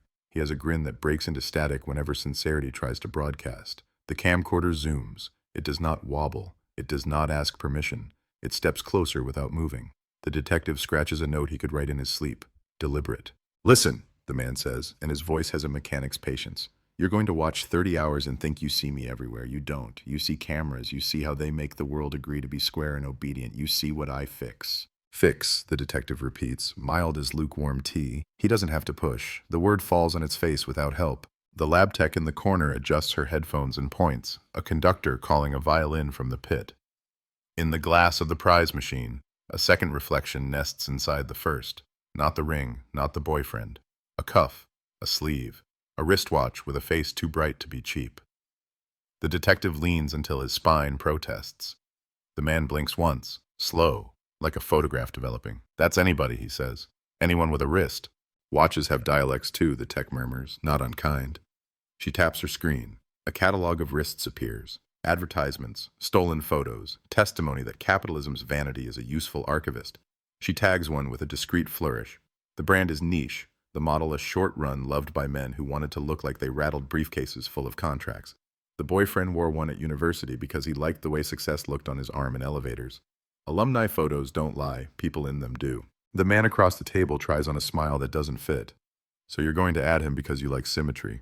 We add everyone, the detective says. Symmetry happens when the truth is lazy or theatrical. We don't rely on either. The tape slips to 619, Shibuya. The camcorder travels hand to hand. The footage has a new gate. Whoever holds it now doesn't pet the focus ring. He corrals it. The boyfriend and the ringed man occupy the same corner of air for exactly 11 seconds. They don't greet. They don't nod. They perform an old trick men learn when they plan in public. They look at nothing at the same time. The boyfriend's watch blinks noon at the wrong hour. The ring touches machine. The detective rewinds and plays the same seconds until the loop becomes a confession. The man at the table watches himself, not watch the boyfriend. He breathes through his nose like a swimmer saving air for the black line at the bottom of the pool. You knew him, the detective says, a fact wearing the tone of a question because courtrooms like costumes. The man shrugs with one shoulder because the other can't. We all knew each other a little, he says. Shibuya, cords tangled. Everyone borrowed the world from everyone else. That's not crime, that's the city. The corner clock drops a minute with a sound like a half-remembered elevator ding. The camcorder drops another cut, neat and unrepentant. Convenience store. A cheap umbrella stands in a bucket by the door, stitched at the hem with tiny silver fish. The mother inhales as if oxygen had been hiding there for 30 years. Her umbrella, she says, not to anyone in particular, because statements said to the world sometimes become law. The detective writes down umbrella like a rookie and underlines it like a father. Coin lockers, the man offers, sudden, eager, as if he could throw a plot twist into the lens and jam its gears. You think the number matters because movies taught you numbers carry secrets. They do sometimes. But most of the time, lockers only keep shoes safe. You want mystery. I want function. Function, the detective echoes, and he thinks of the storage unit, the attic crawl, the foam, the careful calendar.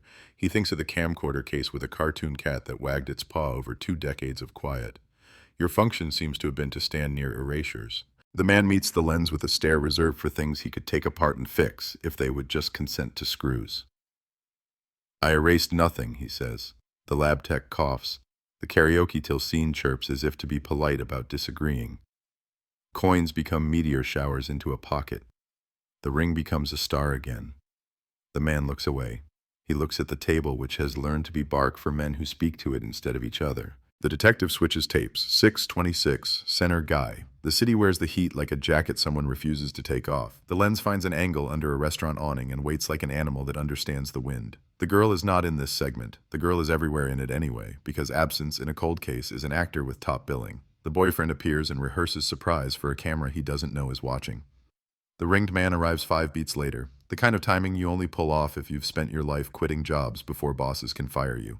They speak in a corner of the frame. The sound blows away. The hands do not. The boyfriend touches his watch.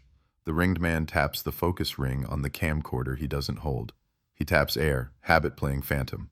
The detective slows the scene until the hands become code. Tap, touch, point. Toward the alley that once smelled like frying oil and now sells coffee that describes itself as honest. You're going to draw arrows and call it orchestration, the man says, weary of a world that refuses to be a schematic. You're going to tell a story about 2 men and a girl who trusted, because stories pay better than silence. We're going to let the pieces vote, the detective says. If they elect a story, I'll shake its hand. From the corridor, a shout muffled by respect. Got something. A tech arrives with a print that looks like modern art until it becomes a map. Micro scratches on the focus ring of the recovered camcorder line up with a scar on the man's right index knuckle, the kind you get when metal argues with impatience. A toolmark analyst drew 2 lines, layered them, made them kiss. The machine has fingerprints even when fingers wear gloves. The man studies the print, and for the first time his certainty chews itself. I fix things, he says again, smaller now, child scale, like a mantra someone made him memorize, and he never revisited the meaning. Explain, the detective invites, because sometimes giving a man his favorite verb is a way to make it betray him. The man exhales. He chooses a timeline like a surgeon chooses an incision, where to cut to make the bleeding look like a plan. He talks about 1995 in the voice of a city bus. He talks about devices that refuse to obey menus. He talks about a kid in a sweater who liked how the word wreck looked in the dark. He talks about the boyfriend who wanted to make a birthday video look like television, who wanted the girl to see herself in the kind of light that forgives too much. He talks about stepping into rooms to fix tracking while people sang. He talks about cutting dead air for fun because silence offends certain kinds of men. What about the blue? The detective asks. What about that curtain the world kept hitting and hating? The man's eyes go glassy, as if he might see the answer in his own reflection if he stares hard enough. I didn't put the blue there, he says, but I know who could. The room doesn't move. The detective lets time widen until names could fall into it. Say it, he says, kind as a knife wrapped in a napkin. The man says the boyfriend's name and watches it balance on the table like a coin spin. He liked watching himself on monitors, he continues, a confession disguised as a cruel anecdote. He learned fast. He learned cut points like a language. He lifts his ring finger to the light, studies the ridge, sets it down with ceremonial care. He asked me about edit in, edit out. He asked me if you could hide jumps in commercials under blue because blue felt deliberate. He asked me once if you could erase only a face. I said no. He said not yet. Why did he ask you? The detective says, and the man flinches finally, because motives have sharper edges than facts. Because I was there, he says, because I liked machines and he liked outcomes. Because Shibuya in '95 was a sound and I was trying to make it obey. The door opens to a new weather, an officer with a folder, breathless without panting. We reworked the boyfriend's alibi, she says. Train logs, phone booth records, a parking ticket he forgot he paid in coins. It places him 2 blocks from the arcade at 2306, not at home at 2250 like he told the original detective. She sets down a photocopy of a receipt, ink faint, numbers stubborn. On the back, a doodle, hearts in a margin, a style the city now recognizes. 2 men and a girl, the man mutters. Not a story, a schematic. You'll make it neat. The detective shakes his head. No, he says. We'll make it true enough to stand up in shoes. Neat is for funerals. They keep watching the 626 tape until day changes its mind and becomes evening again. In one frame, the umbrella with fish is propped against a stool in a ramen shop, unattended for 12 minutes and then gone. In another, the ringed hand wipes condensation off a lens the owner didn't know was sweating. In another, the boyfriend enters the alley where a receipt would later tell a story about fried chicken and Coke. He leaves without food. He leaves with his watch set to the wrong minute again, a habit that would become a timeline's loose tooth. Where is she? The mother says, because tapes, rings, watches, lockers, edits, none of it is the thing that keeps her upright. The room answers with the quiet of a church missing its faith. The detective turns to the man and asks a question that has burned a groove in the city deep enough to redirect rain. Where did you take the camcorder after the last cut? The man closes his eyes. He is not praying. He is inventorying shelves he built and secrets he dusted. Not me, he says. I carried it sometimes. I held it for light, but that night I didn't take it home. He opens his eyes and looks at the detective with a plea that says, I am the editor, not the author. He did, he adds, and nods toward a name the room already learned to pronounce like a verdict. They stand. They move. Surprise arrests don't shout. They assemble like origami, folds that become a bird only at the last crease. The boyfriend opens his door into a camera that remembers him. He tries a grin, finds his mouth empty. The watch is gone. The wrist is pale where it used to live. He asks what this is about with an actor's diction. The detective answers with the number 317, with a clip from 619, with a hairpin, with a ring that is an invitation to a club that no longer exists. Cold case, he finishes, and the words push a gust through the corridor that shakes dust off the ceiling of 30 years. Back at the table, the man watches the arrest unfold in the reflection on the dark screen. He touches his ring without wearing it and speaks to the room the way you confess to a window. You think solved means the same thing as found, he says. It doesn't. It only means you've learned enough to sleep with the lights off sometimes. The detective doesn't argue. He knows solved is a headline and found is a ceremony. He thinks of coin lockers and rails and rivers and rooms that keep secrets like they were designed for it. He thinks of the umbrella with silver fish and the way the mother leaned toward it as if it could lean back. He thinks of the camcorder, faithful traitor, that showed them everything except the last turn. He gathers tapes like a priest gathers remnants, careful, reverent, angry in a way that doesn't require volume. Night comes chewing the edges of the station's windows. The city hums its apology for being too big. The camcorder sleeps again, lens capped, a glass eye that has looked longer than it should. The ring sits on the table, not glinting now, dull as a coin that won't buy you out of anything. The detective writes the line he refused to write for years. Probable cause complete. He writes another in smaller letters because small letters can carry bigger truths, not an ending. He stands, stretches, feels the old case take off a coat and consider staying. He looks at the mother, who looks at the door as if someone she loves could walk through it and say she missed the train. He tells her the thing he can say without blue screens and mirrors and edits. "We are not done," he says, and means it in the only way that matters. She nods, not relieved, not satisfied, but anchored to a word that finally feels like a plank on a black sea. Outside, neon bleeds into puddles again. Taxi lights blink like Morse code again. Somewhere a kid points a phone at a city that will learn, again, how to store its own memory without losing the parts that hurt. The headline is ready to run. The story refuses to end. The camcorder waits for morning with all the patience of a machine that never believed in mercy but learned it by accident. Rooms shrink when truth begins to pace. The interview suite is a square with rounded corners. Paint the color bureaucrats pick when they don't want to remember the color. The boyfriend sits as if the chair were a lie detector. He has practiced innocence so long it rides his shoulders like a coat that almost fits. He has no watch today. The pale circle on his wrist flashes every time the fluorescent light hiccups. The detective places the camcorder on the table and the ring beside it, cousins parted by a family argument, and says nothing. Silence is the oldest question. The city leans on the other side of the glass, listening for the grammar of guilt. "Name," the officer says for the record. He gives it. The room writes it down as if ink could persuade sound to keep being loyal. "Do you understand why you're here?" He looks at the camcorder and decides to hate it. "Because of a tape," he says, and smiles the smile of a man who believes frames can be persuaded. The detective opens a folder. He does not show photographs yet, he shows receipts. Coins talk louder than alibis when a cold case wakes. "June 12th, 1995, he says soft, as if reciting a date were a superstition that keeps storms from noticing your house. A phone booth, 2 calls, center guy, your coins. He sets down the slip that has survived 3 apartments and 1 flood. "And this," he adds, and slides a photocopy of a back of receipt doodle. Hearts, quick, confident, the curve of a hand that never second-guessed a flourish. The boyfriend blinks. "People draw hearts," he offers, and the detective nods as if the man has taught him a gentle universal. "They do," he says, "but the same people draw them the same way for years. We have your old notebooks." The boyfriend sits straighter, offense trying on a tie. "This is about me calling for a cab?" The detective doesn't glance at the ringed man watching from the next room. He doesn't have to. "This is about you calling," the detective replies. "We'll get to why." He taps the camcorder like a metronome, reminding a pianist that tempo is also testimony. "You asked someone how to hide a jump under blue. You practiced cutting ad breaks into the middle of your life. You liked the way it felt to make time obey."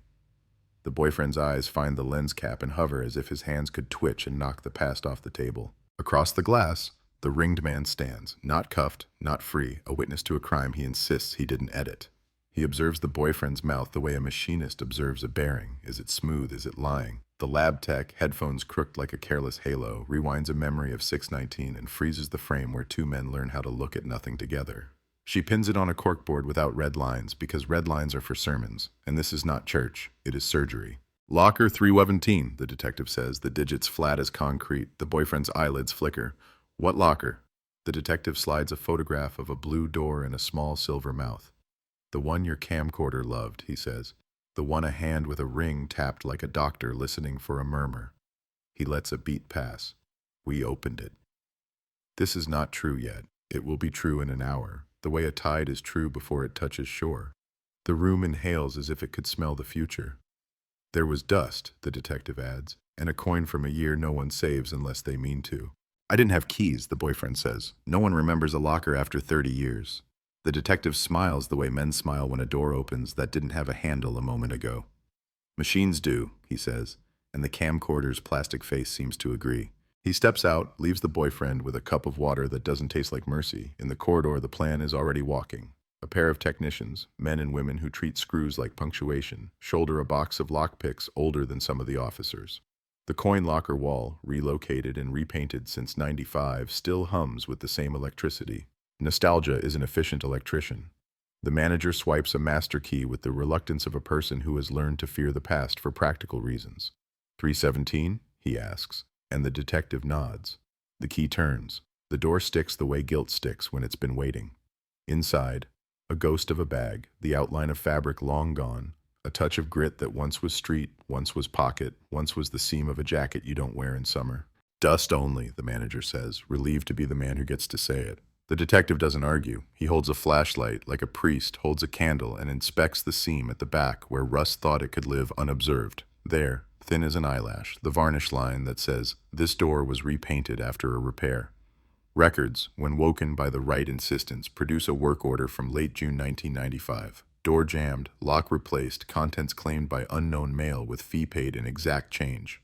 Unknown male, the detective mutters, the city's favorite husband. They move to the maintenance cage in the basement, a cage that smells like wet cardboard and misplaced obligation. Shelves sag with parts that could assemble a museum if anyone ever loved them enough to remember. A box labeled Locker 300-350 sits 3 rows up, behind a vacuum that died before the millennium. Inside, screws, springs, a small plastic bag with a number written in left-leaning pen, 3 and 17. Inside that, a sliver of tape, cut so thin it could have been a mistake. It is not a mistake. The detective holds it to the light and sees the world strobe through old magnetism. A lab tech wraps it like a saint's bone. Back at the station, the boyfriend peels the paper cup like a nervous fruit. The detective returns and sets the bag on the table. The locker remembers, he says. It remembers you bringing something. It remembers someone else taking something out. The boyfriend's eyes pursue the sliver, then retreat. That could be anything. The detective nods. It could, he says, but it will choose. They thread the sliver onto a specialized transport that chirps in a cheerful apology for being asked to resurrect ghosts. The lab becomes a chapel, everyone moving in the sloppy sacrament of expertise. The sound that emerges is half hiss, half hospital monitor, then a human noise, then a room. Karaoke again. A door closes too soft to be honest. A breath that isn't singing shapes the air. Then the cut. Blue. And under the blue, faint, an edge the cutter didn't mean to leave. A syllable of the girl's name like a coin dropped under a bed. The mother, who has learned to sit without leaning on anything, makes a sound that adds a plank to the detective's spine. He rests a hand on the table and lets the tape finish what it can't finish. "We looked for you," the mother says later to the boyfriend, not like a mother, not like a victim, but like a citizen of a city that owes her. "We saw you everywhere. We thought you were too kind to be the end of anything." The boyfriend stares at a point 2 inches above the camcorder as if that were the altitude of forgiveness. "I didn't," he starts, and the room refuses to learn the rest of the sentence. The ringed man, in his own square, watches the sliver end and says nothing for a long time, which is not his custom. Then, he learned the blue. Not an accusation, a resignation. "I told him it would show. I told him edits are only magic for a week." He presses thumb to ring and finds no metal.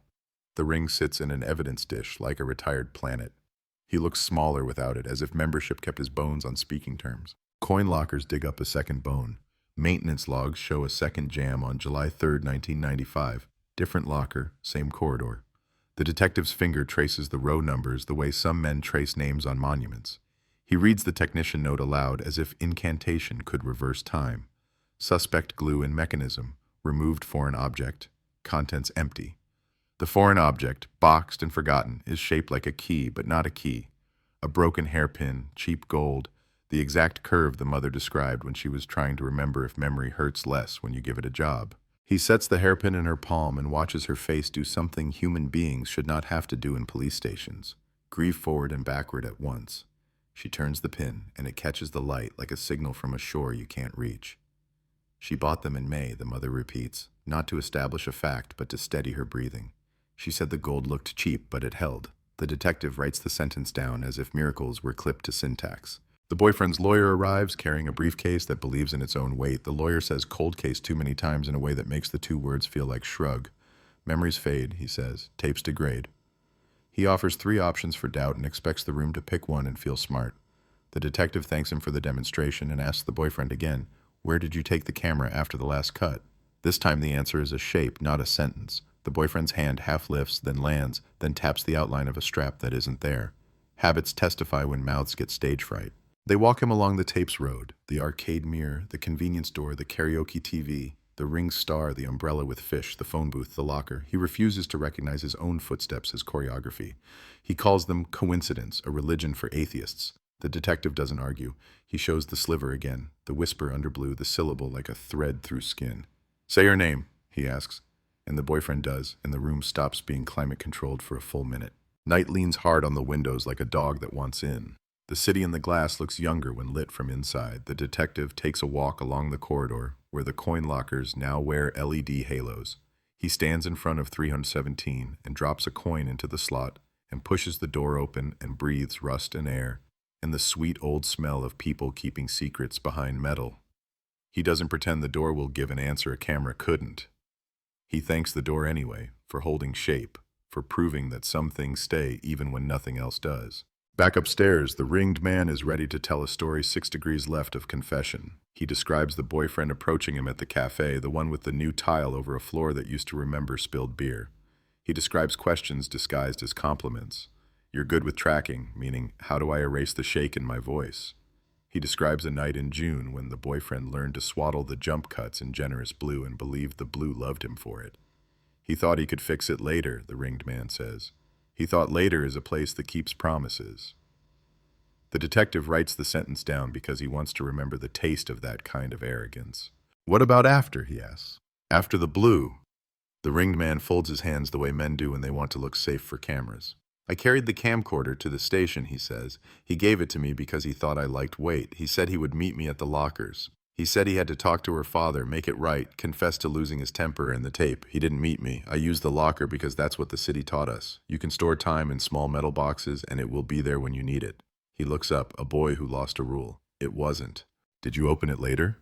The man shakes his head. Repainted, he answers, and the word sounds like a funeral. The boyfriend returns to the suite, the lawyer at his elbow, an apology rehearsing without permission in his throat. He sits. He looks at the camcorder the way a gambler looks at a slot machine that owed him a jackpot and kept the coins. I took it, he says, because confession sometimes arrives in plain clothes when you exhaust all costumes. I took it because it kept the noise in one place.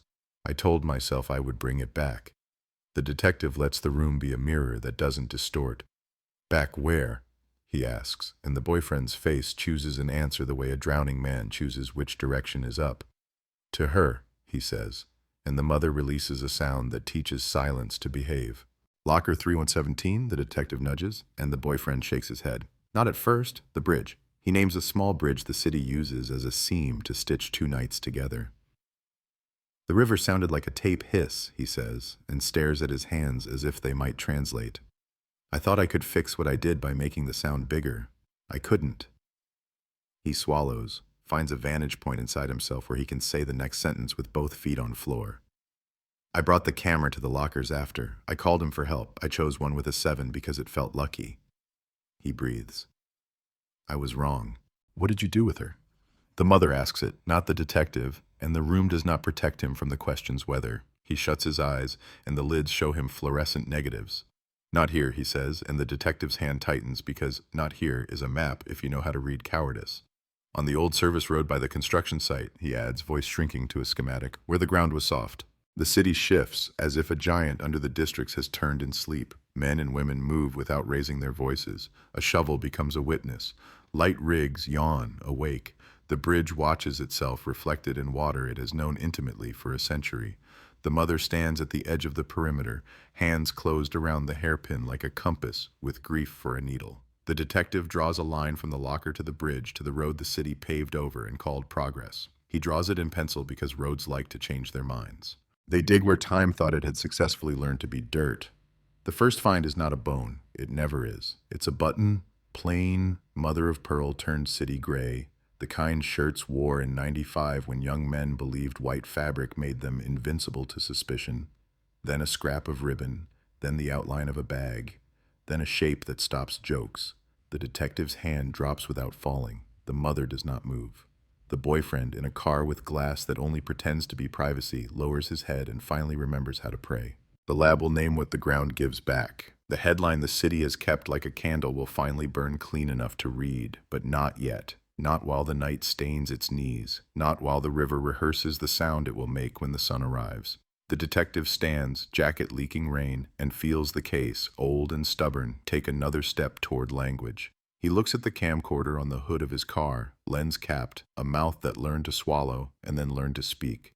He thinks of blue screens and coin lockers and rings with private membership and watches telling wrong minutes to men who believe time loved them back. He breathes. He watches the city hold itself as steady as a camera pretending it's a hand. He waits for the ground to finish its sentence.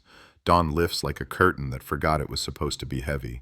Work lights blink out one by one as the sun auditions for witness.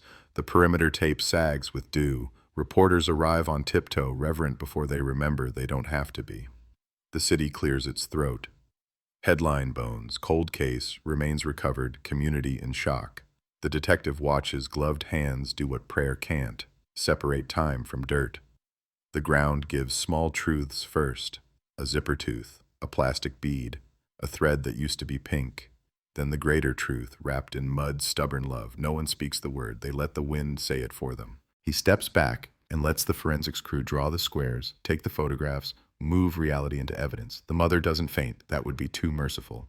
She stands straight as an antenna and catches every frequency the morning broadcasts. Birdsong, distant breaks, a reporter mispronouncing her daughter's name. The hairpin sleeps in her fist, warm now, a small domestic sun. A liaison murmurs protocols. She nods without hearing and looks at the river, which keeps its counsel like an old friend who no longer trusts gossip. The boyfriend sits in a car whose windows are tinted the color of denial. He stares at his hands, which used to know where to put themselves in photographs. He is flanked by an officer and by his lawyer's absence, which feels heavier than most men. He asks for water and does not drink it. He asks what time it is and does not listen. He starts 3 sentences and lets each one find the floor. The detective keeps him peripheral, not cruel, just correct. Centering can be a privilege. Back at the station, the camcorder waits on a sheet of felt like a relic the church forgot how to worship. The ring sits beside it, not shining now. A dull memorandum from a club that blessed edits and looked away from endings. The lab hums around them both. A DNA tech eats a convenience store onigiri and calls out chain of custody numbers as if they were lottery picks. The sliver from locker 317 lies under a microscope like a fossil. Its edges carry the jitter of a hand that tried to erase and left a stutter behind. Machines remember stutters. That is how the future sneaks up on the past and asks for names. Names are coming. Dental, then DNA, then the quiet ceremony of paperwork. The detective hears the sequence as if a choir were warming up in another room. He resists the impatience that tugs men towards speeches. Today is for scissors, not microphones. He signs requisitions.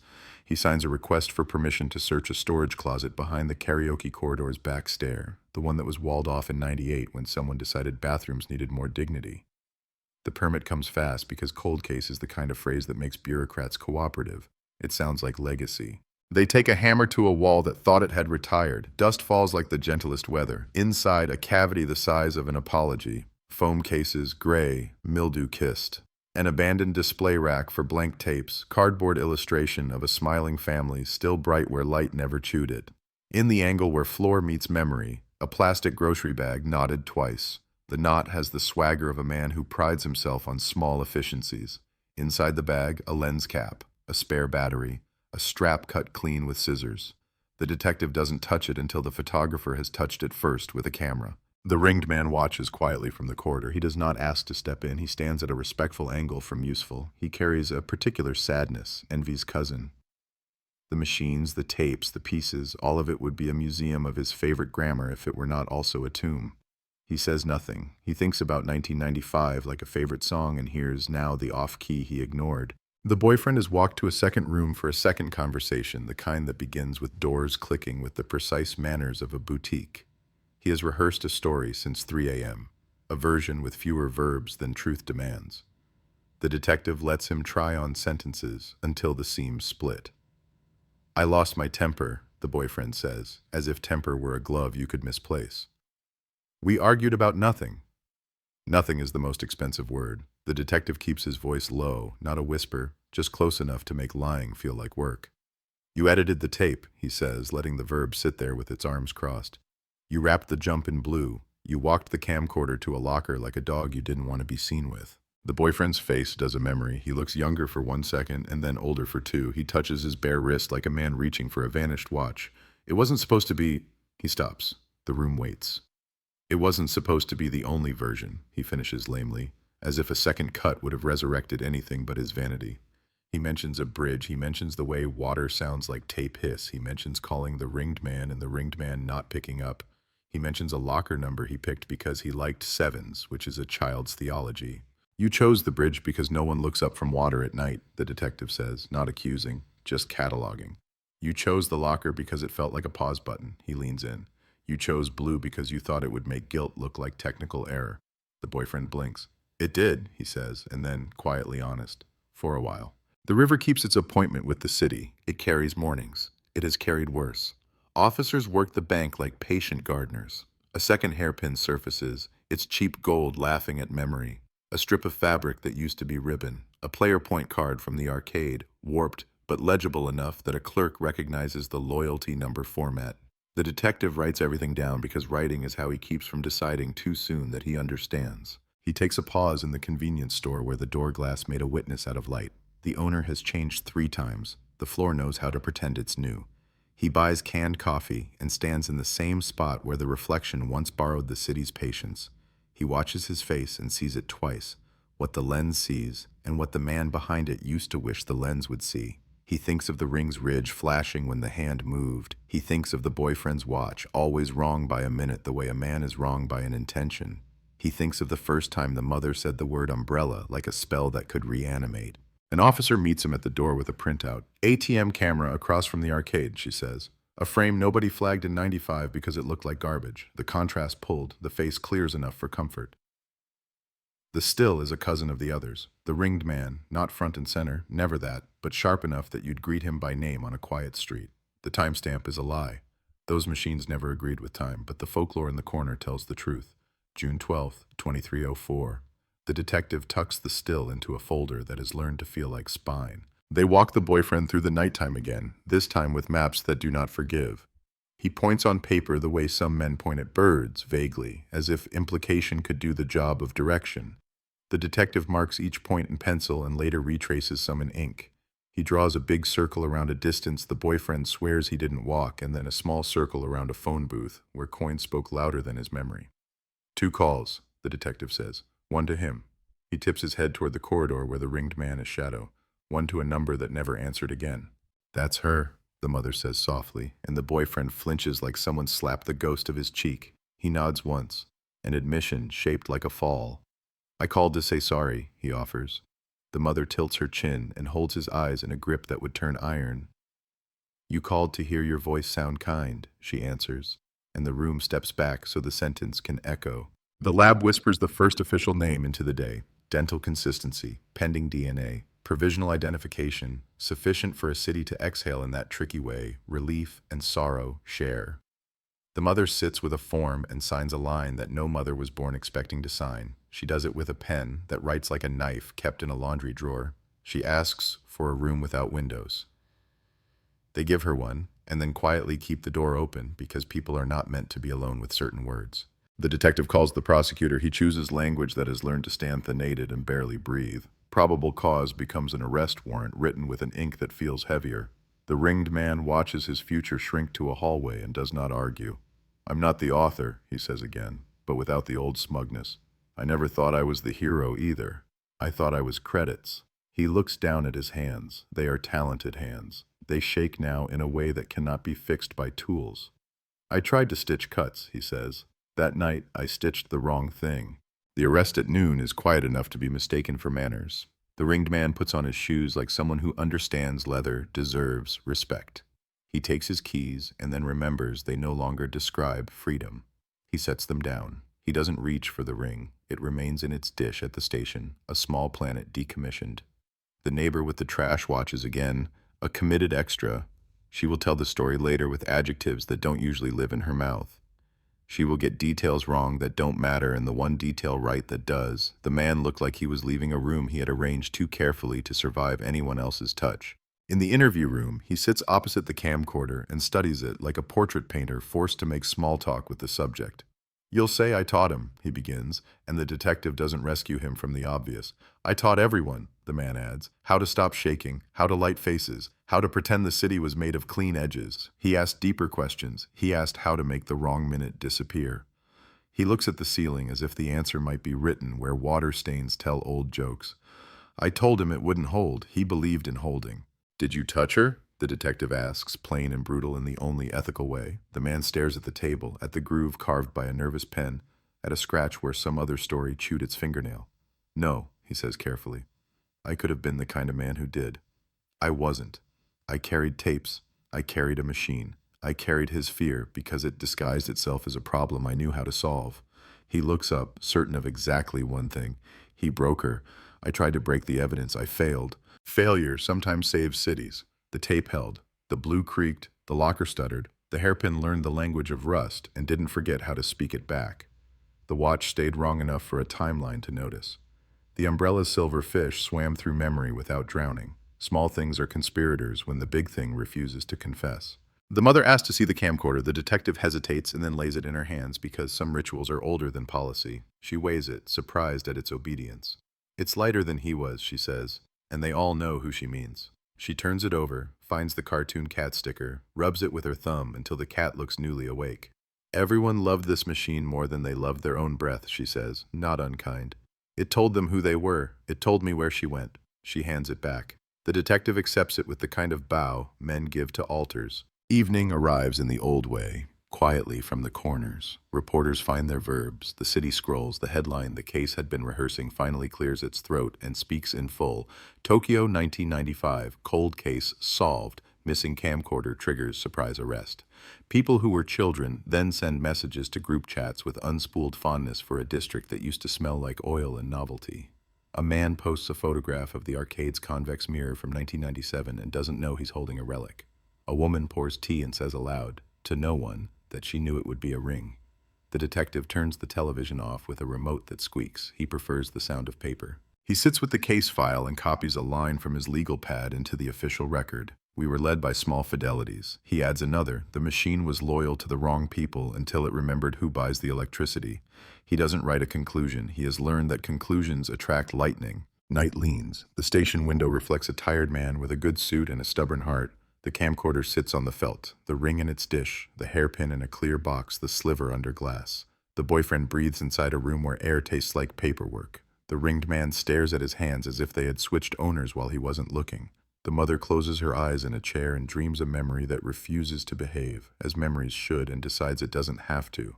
The city sleeps with one eye open. Cold case is no longer weather. It is a record shelved where dust will not get to it again. Tomorrow will bring the ceremony no one auditions for. Identification, the walk, the bowed heads, the article that uses the word closure because it doesn't want to say survival. Tonight belongs to neon bleeding into puddles, to taxi lights blinking like code, to train announcements that pretend time is a perfect machine. The detective uncaps the lens and looks through the glass at a room that believes in small truths. He whispers the girl's name into the viewfinder, not because the camera will keep it, but because he wants the city to hear it twice. He lowers the camcorder, caps the eye, turns out the light, and lets the tape inside the walls unwind a little more of the story it had refused for 3 decades to keep quiet. Morning arrives with paperwork for a sunrise. The light is precise, as if the city hired it to inventory the edges it missed last night. Files breed on the detective's desk. The case at last has chapters that courts respect: chain of custody, itemized fines, interviews folded into transcripts. He writes as if each sentence could become a rung. The camcorder sits nearby, a quiet metronome, reminding the room who taught it to count. Headlines rotate like billboards on a loop. Cold case, remains confirmed pending DNA, community in shock, missing camcorder becomes star witness. The rhythm is crude, the story is not. The lab calls without clearing its throat. Dental alignment, consistent. A healed chip no one saw in the school photo, but her dentist kept track of under a cartoon sticker. Material traces from the service road soil match samples from last night. The river contributed its usual confusions, but even water has the decency to lose interest eventually. DNA will take its measured hours. Science is the only bureaucracy that earns its patience. The detective thanks the voice and sets the receiver down like a fragile instrument. He writes 3 words on a yellow pad, begin the walk, and understands that the walk now includes rooms with microphones and a table that always looks too small beneath the weight people bring to it. They rewatch 612 and 619 and 626, the way a city rereads an old ordinance, not for nostalgia, for loopholes. The lab tech slows the frames and marks micro-tremors in the image as a hand enters, consistent with someone accustomed to editing on flywheels rather than in post, old habits coding themselves into the shake. He touched the world as if it had a shuttle, she says, and the detective thinks about the ringed man's index knuckle scar aligning with the focus ring's scratch like 2 signatures finally exchanging glances. Context becomes a rope that refuses to burn. Proof waits, careful as a cat approaching a bowl on a loud floor. They send an officer back to the cafe layered over the repair shop that used to be a nest for broken things. The manager, patient and eager to cooperate, produces a box of rescued clutter, warranty cards, a faded expo lanyard, a brittle receipt from a shop that no longer exists. Buried under paper sleep 3 attendance badges from the '94 private seminar, the ringed man's, 2 others. One is the boyfriend's? No. But the name on it is a friend of the boyfriend's from university, a man with a taste for cameras and for being first to learn new verbs. The detective writes the name in a margin and draws a line to the watch that was always wrong by a minute. He is not expanding the cast for drama. He is acknowledging that cities love trios where guilt can braid itself. Witnesses who aged around the story step forward with the modesty of people who suspect their memories won't pass inspection. The ramen chef, who is told 3 versions of the same night, produces a ledger he didn't know he kept. He drew bowls on the days he changed stock, doodles position near certain times. June 12th carries a small cloud of steam. He remembers a girl at 11:39, not humming but breathing fast as if she'd been running or laughing too hard. He remembers a boy at 11:41 who didn't stay. The detective writes the numbers and resists the warmth that comes from narrative alignment. Warmth makes men lazy. He checks train logs again, finds a discrepancy at the gate where exit counts don't match entries between 22:55 and 23:10. A gate agent had logged a jam, paper wedged, light blinking dumbly, a gap in the city's ability to count its citizens. The detective circles it, the precise size of a stranger leaving by habit instead of by ticket. The mother meets him in a room with windows that know how to be polite. She signs where rituals demand, voice level, eyes steady. She will not be on camera until she chooses the day and the sentence. She asks the detective if machines ever misremember the way people do. He says the thing he believes. Machines forget in public. We can argue with it. She exhales as if that distinction finally gives her something to push against. She places the hairpin on the table and turns it so the light picks the cheap gold for a second and forgives it. The boyfriend spends the hours anesthetizing his own story. He trims it, he polishes the edges, he rehearses how to say, "I lost my temper," without sounding like a weather report. He asks for a priest, then declines when he realizes confessional booths don't accept edits. He asks for the camcorder like a drunk asks for the glass he loved last. The detective refuses with a softness that isn't mercy. "You'll see it again," he says, "but it won't look at you the way it used to." The ringed man sits in his square and tries out a new verb, regret. It doesn't fit his mouth. He wears it anyway, like a borrowed shirt that smells like another man's life. He tells the story of the lockers better this time, how the first jam convinced him metal could conceal worries, how the repainting told him the city had already finished the conversation without him. He admits to keeping the strap, cutting it because the fray offended him, an editor's superstition misapplying itself to cloth. The detective considers the strap in the karaoke wall cavity bag. The cut is clean. The past, it seems, loves neatness only when it makes a future untidy. They pull the boyfriend's old apartment building into focus, a concrete stack now curated by plants and slogans about quiet. A neighbor remembers midnight footsteps in 95, heavy, then light, the kind that sound like a man deciding to carry less. She remembers a door left cracked for air and a voice saying, "I'll be right back to no one." She remembers the week when posters bloomed on poles and she couldn't watch her kettle without seeing the girl's school photo hovering in the steam. "We watched for her," she says, not as confession, but as indictment of how little watching achieves without the kind of tape that breathes. The prosecutor arrives with a measured brief and the tone of a man who has learned to trust slow clocks. He speaks in scaffolding. He doesn't use the word closure, and the detective thanks him privately for it. They agree on charges, shaped like the city's appetite for answers, destruction of evidence, obstruction dressed in the older jacket of interference, a body charge that will declare itself fully when science walks into the room. There is talk of concurrent, of aggravators, of the performative caution required when your star witness is a machine that cannot take an oath. The detective nods through this music and hums back one note. The case is not a performance, it is a repair. Outside, the florist tapes chrysanthemums to the notice board again. She doesn't like anniversaries, so she invents her own. Tuesday, when bread is delivered. Friday, when fish arrives. Today, because the morning smelled like the year posters used to bleed. A boy reads the board and asks his father what cold case means. "A long time," the father says, and the boy explains to him the logic of freezers and how sometimes leftovers taste stronger the next day. The detective passes, overhears the exchange, and decides the metaphor is indecent and accurate. An officer from records produces the original case log with a margin doodle by a rookie, a tiny camera with a smile. The rookie is now retired and sends a fax that reads like a haiku.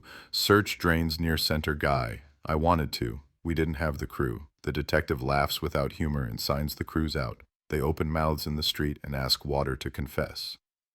A maintenance worker, eyes older than his badge, points to a corner where detritus collects, where rings fall, where watches go to reconsider the minute.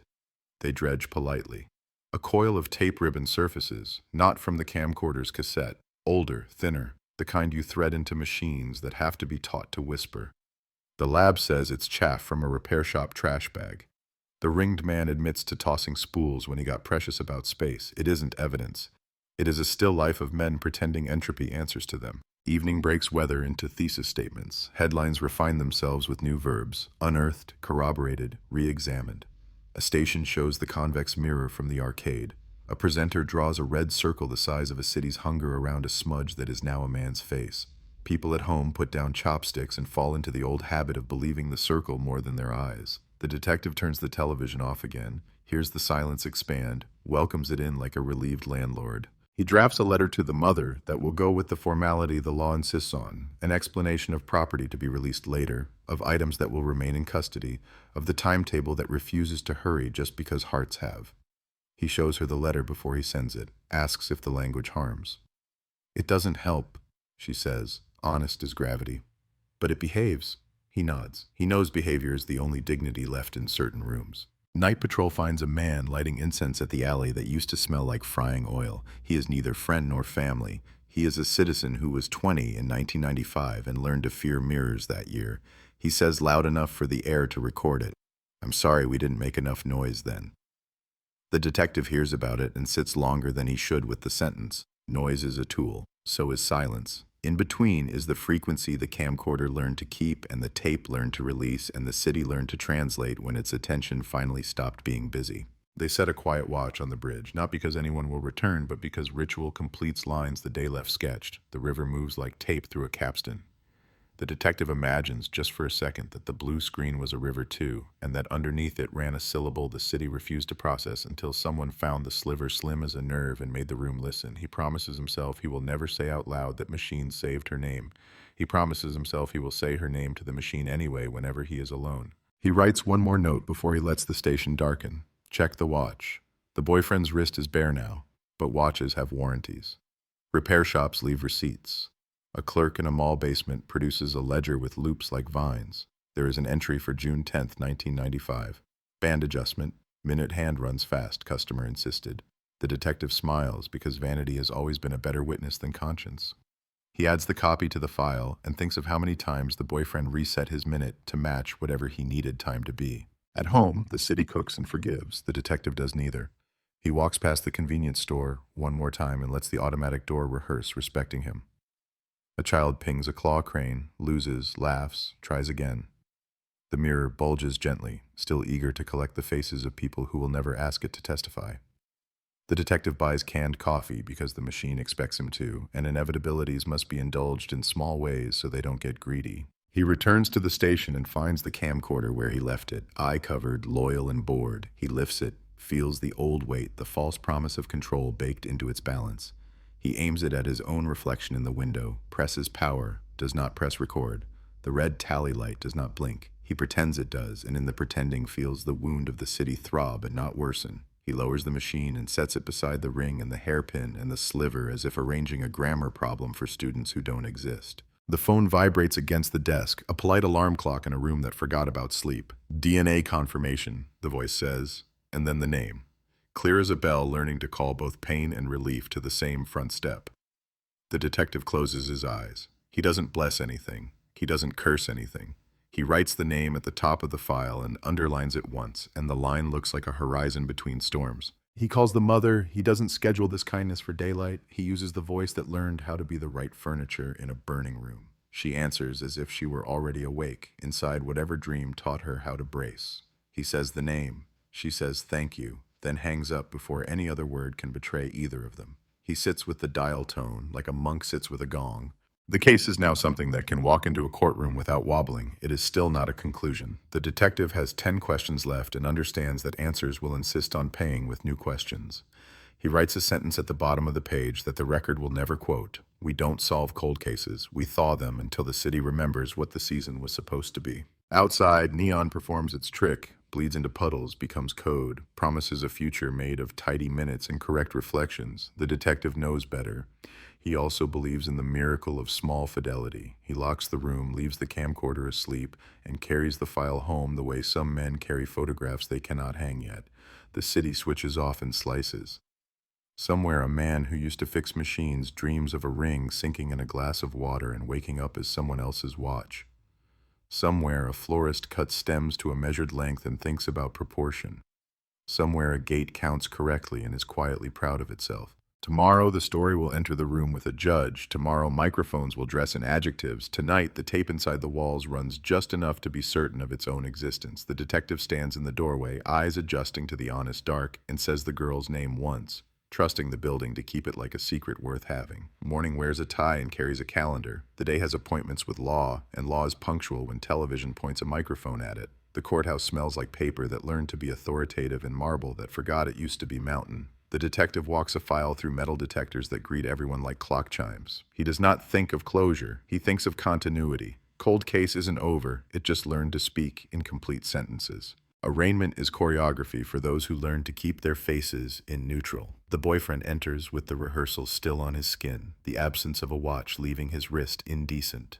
He does not look at the mother. He finds the ringed man across the aisle and briefly mistakes him for a mirror. Neither nods. Charges are read in a voice that saves its pity for weather reports, obstruction, tampering with evidence, an implied weight waiting to turn into letters that won't fit neatly on the evening crawl until the lab finishes its work. The ringed man's list is different: conspiracy to tamper, unlawful possession of evidence, the myriad invisible verbs that stop being invisible when a city refuses to be polite about its grief. Bail arguments wobble atop phrases that sound like algebra done by tired saints. The prosecutor makes eye contact with the room, not the man, and explains the camcorder as if introducing a witness with a speech impediment. Stubborn, mechanical, faithful to a fault, but capable of carrying truth if coaxed into the right light. The defense raises both eyebrows and tries to teach the judge to distrust pixels and plastic. Analog degrades, he says, as if physics were a co-defendant. The judge nods in the way men nod when gravity is explained to them again. She sets conditions sober as metal: no passports, no storage units, no approaching the river as if it were a friend, date assigned. The city scribbles it down with the hunger a calendar feels when you promise it more red circles. The detective doesn't go back to the station yet. He goes to the bridge. Sun out, river pretending innocence in the unabashed way water has when it launders memory. He stands exactly where the boyfriend confessed to practicing regret and counts trains in the distance until he can hear the difference between the present and nostalgia. He turns to the service road where dirt made a confession in objects. He watches the mother step forward and then stop, as if the ground had asked to be treated like a sleeping child. She holds the hairpin like a sparrow, careful, not sentimental. "I can't hate the city for where it let him stand," she says to the air, "because sometimes you have to excuse a landscape to continue living in it." Back at the station, the camcorder sits inside a clear acrylic box, a small aquarium where an extinct fish remembers how to swim. The ring lies in its dish, separated by certificates and fingerprints and the distance between thinking you belong to a club and learning you belong to a docket.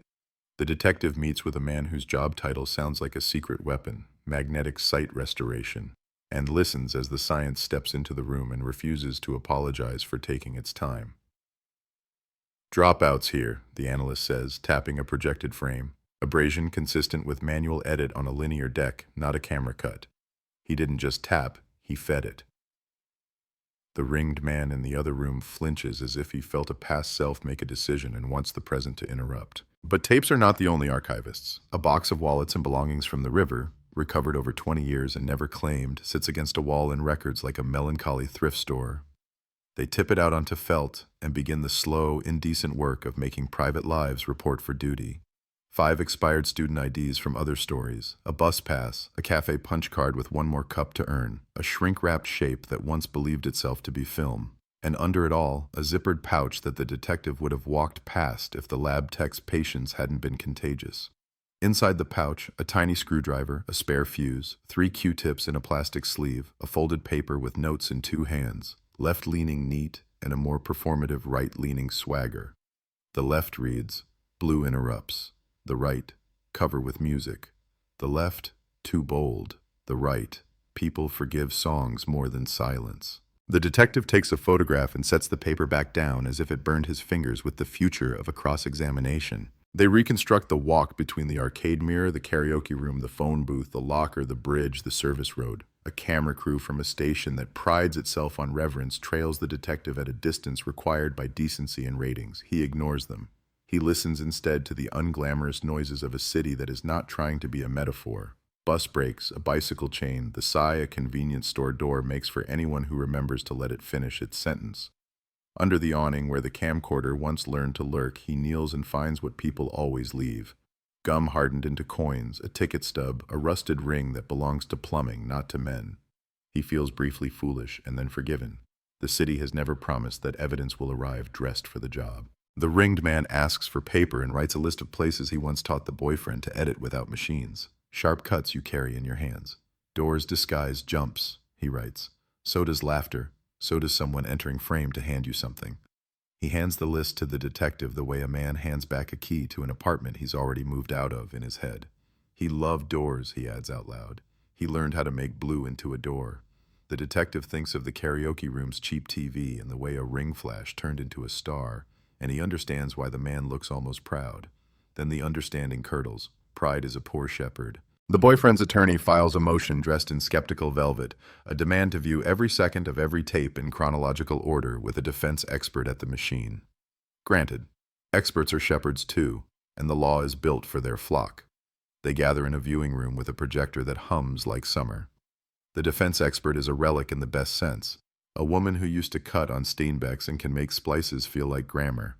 She watches without blinking and then asks a question from the old school. May I smell it? They let her handle a cassette. She inhales. He used alcohol, she says. Not to clean the heads, to wipe the leader. You can't get that cheap scent out. It makes plastic smell like a cheap motel. She looks at the boyfriend with a pity that tastes honest. You learned from a man who learned to fix, not to clean, she says. That's why the blue leaked. Reporters bloom in courthouse corridors the way mushrooms do after a storm. The detective is careful, all nouns and no theater. He repeats facts until they become dull enough to resist gossip. He gives the camcorder its due without turning it into a saint. He doesn't let the ring become a character again. He keeps the mother away from microphones until she raises a hand one afternoon, like a student who has allowed the class to wonder too long and then asks for permission to speak. She walks to a podium that the city has polished for years. She says her daughter's name and then simply, we waited and the city listened. That is all. She steps back before adjectives can arrive.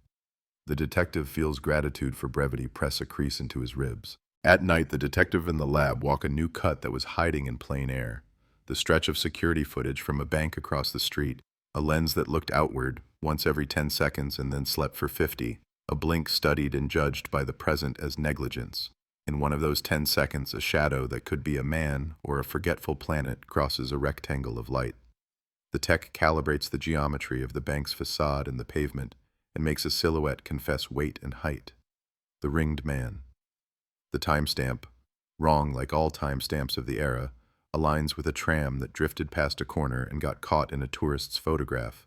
A tourist who kept the print in a shoebox that moved with him to Nagoya and then to Singapore and then back, the box labeled kitchen by mistake every time. He sends the photo on a whim when his sister texts him the headline. The detective prints it and pins it by the bank frame and lets the two talk. They say, you were there. He cannot stop collecting small fidelities now that they have learned to be a chorus. A retired ticket clerk shows him a ledger of refunds processed after jammed gates, and there it is. A refund issued in cash to a man who signed a name that matched the left-leaning slant of a ring owner. A repair invoice shows a loaner camcorder checked out for a week that includes 619 and 626 and never returned until a local politician's nephew needed it for a wedding and called in a favor. The ringed man brought it back with an apology written like a warranty.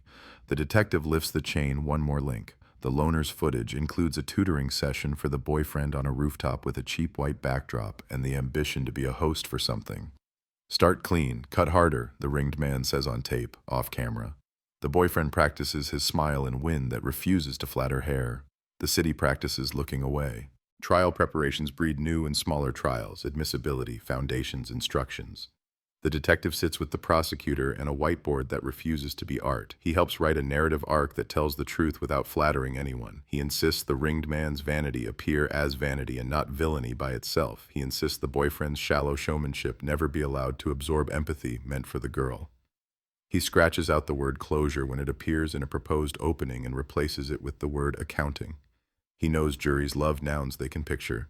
He gives them doors, lockers, a bridge, a hairpin, a ring, a watch, a mirror, a blue square that lied proudly until it forgot how. The defense pivots the way dancers do when asked to pretend the music changed politely. They propose contamination, chain of custody sins, the threat of suggestibility, introduced by headlines that circled smudges until they turned into faces. The detective refuses to debate psychology in hallways. He goes back to the coin locker wall with an engineer and a historian. They disassemble a retired unit and show how paint seals time instead of inventing it, how a jam writes a note to the future in grooves no human hand can forge without leaving a brag. The judge allows the demonstration because the city likes to see screws tell the truth. One night, later than healthy, the detective sits alone with the camcorder, the room lit only by the projector's test pattern. He talks to the machine the way exhausted men talk to dogs and ancestors. "You weren't made for this," he says, "but you did it." The machine, wise in the way inert things are, free of our vanity, free of our verbs, does not respond. He presses his thumb against the frayed strap curl through the acrylic and feels the sting of nostalgia try to make a speech. He interrupts it. "You were loyal to whoever fed you battery," he says. "We fed you law. That will have to be enough." The mother stops by, unannounced, and sets a small wrapped package on the desk. Inside, a VHS cassette in a sleeve with a cartoon cat, unrelated to the battery door sticker, but kin in spirit. "Her birthday party," she says.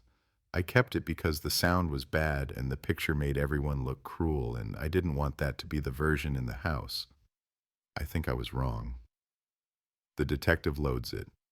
Children distort themselves with sugar. Adults learn to be polite to cameras. The girl stands at the edge of a frame and then decides to enter it. She sings half a song and stops where the chorus would have agreed with her. The microphone shrieks, the camera jitters, the mother laughs on the tape, the laugh of someone not yet nominated for an impossible award. The detective lets himself smile for the first time since paperwork learned the girl's name again. "Thank you," he says, which in this room, on this night, means 100 things it can carry without cracking. The day before trial, a courier arrives with a padded envelope old enough to be collectible. Inside is a receipt for 2 hairpins from May 1995, ink turned the color of cold tea, store logo grinning like a friend you shouldn't have trusted. The clerk who saved it used to scrapbook nothing in particular. She recognized the hairpin on TV and went looking through boxes she keeps for excuses to remember. The mother holds the receipt without crying and says, she picked them because they looked like sunlight pretending to be gold. The line enters the file not as evidence, law can't metabolize poetry, but as ballast for the people who have to sit through arguments without oxygen. Evening copies itself over the city again and again until lampposts forget how many casts of light they've played. The detective writes a final note in the margin of his pad before sleeping without planning it.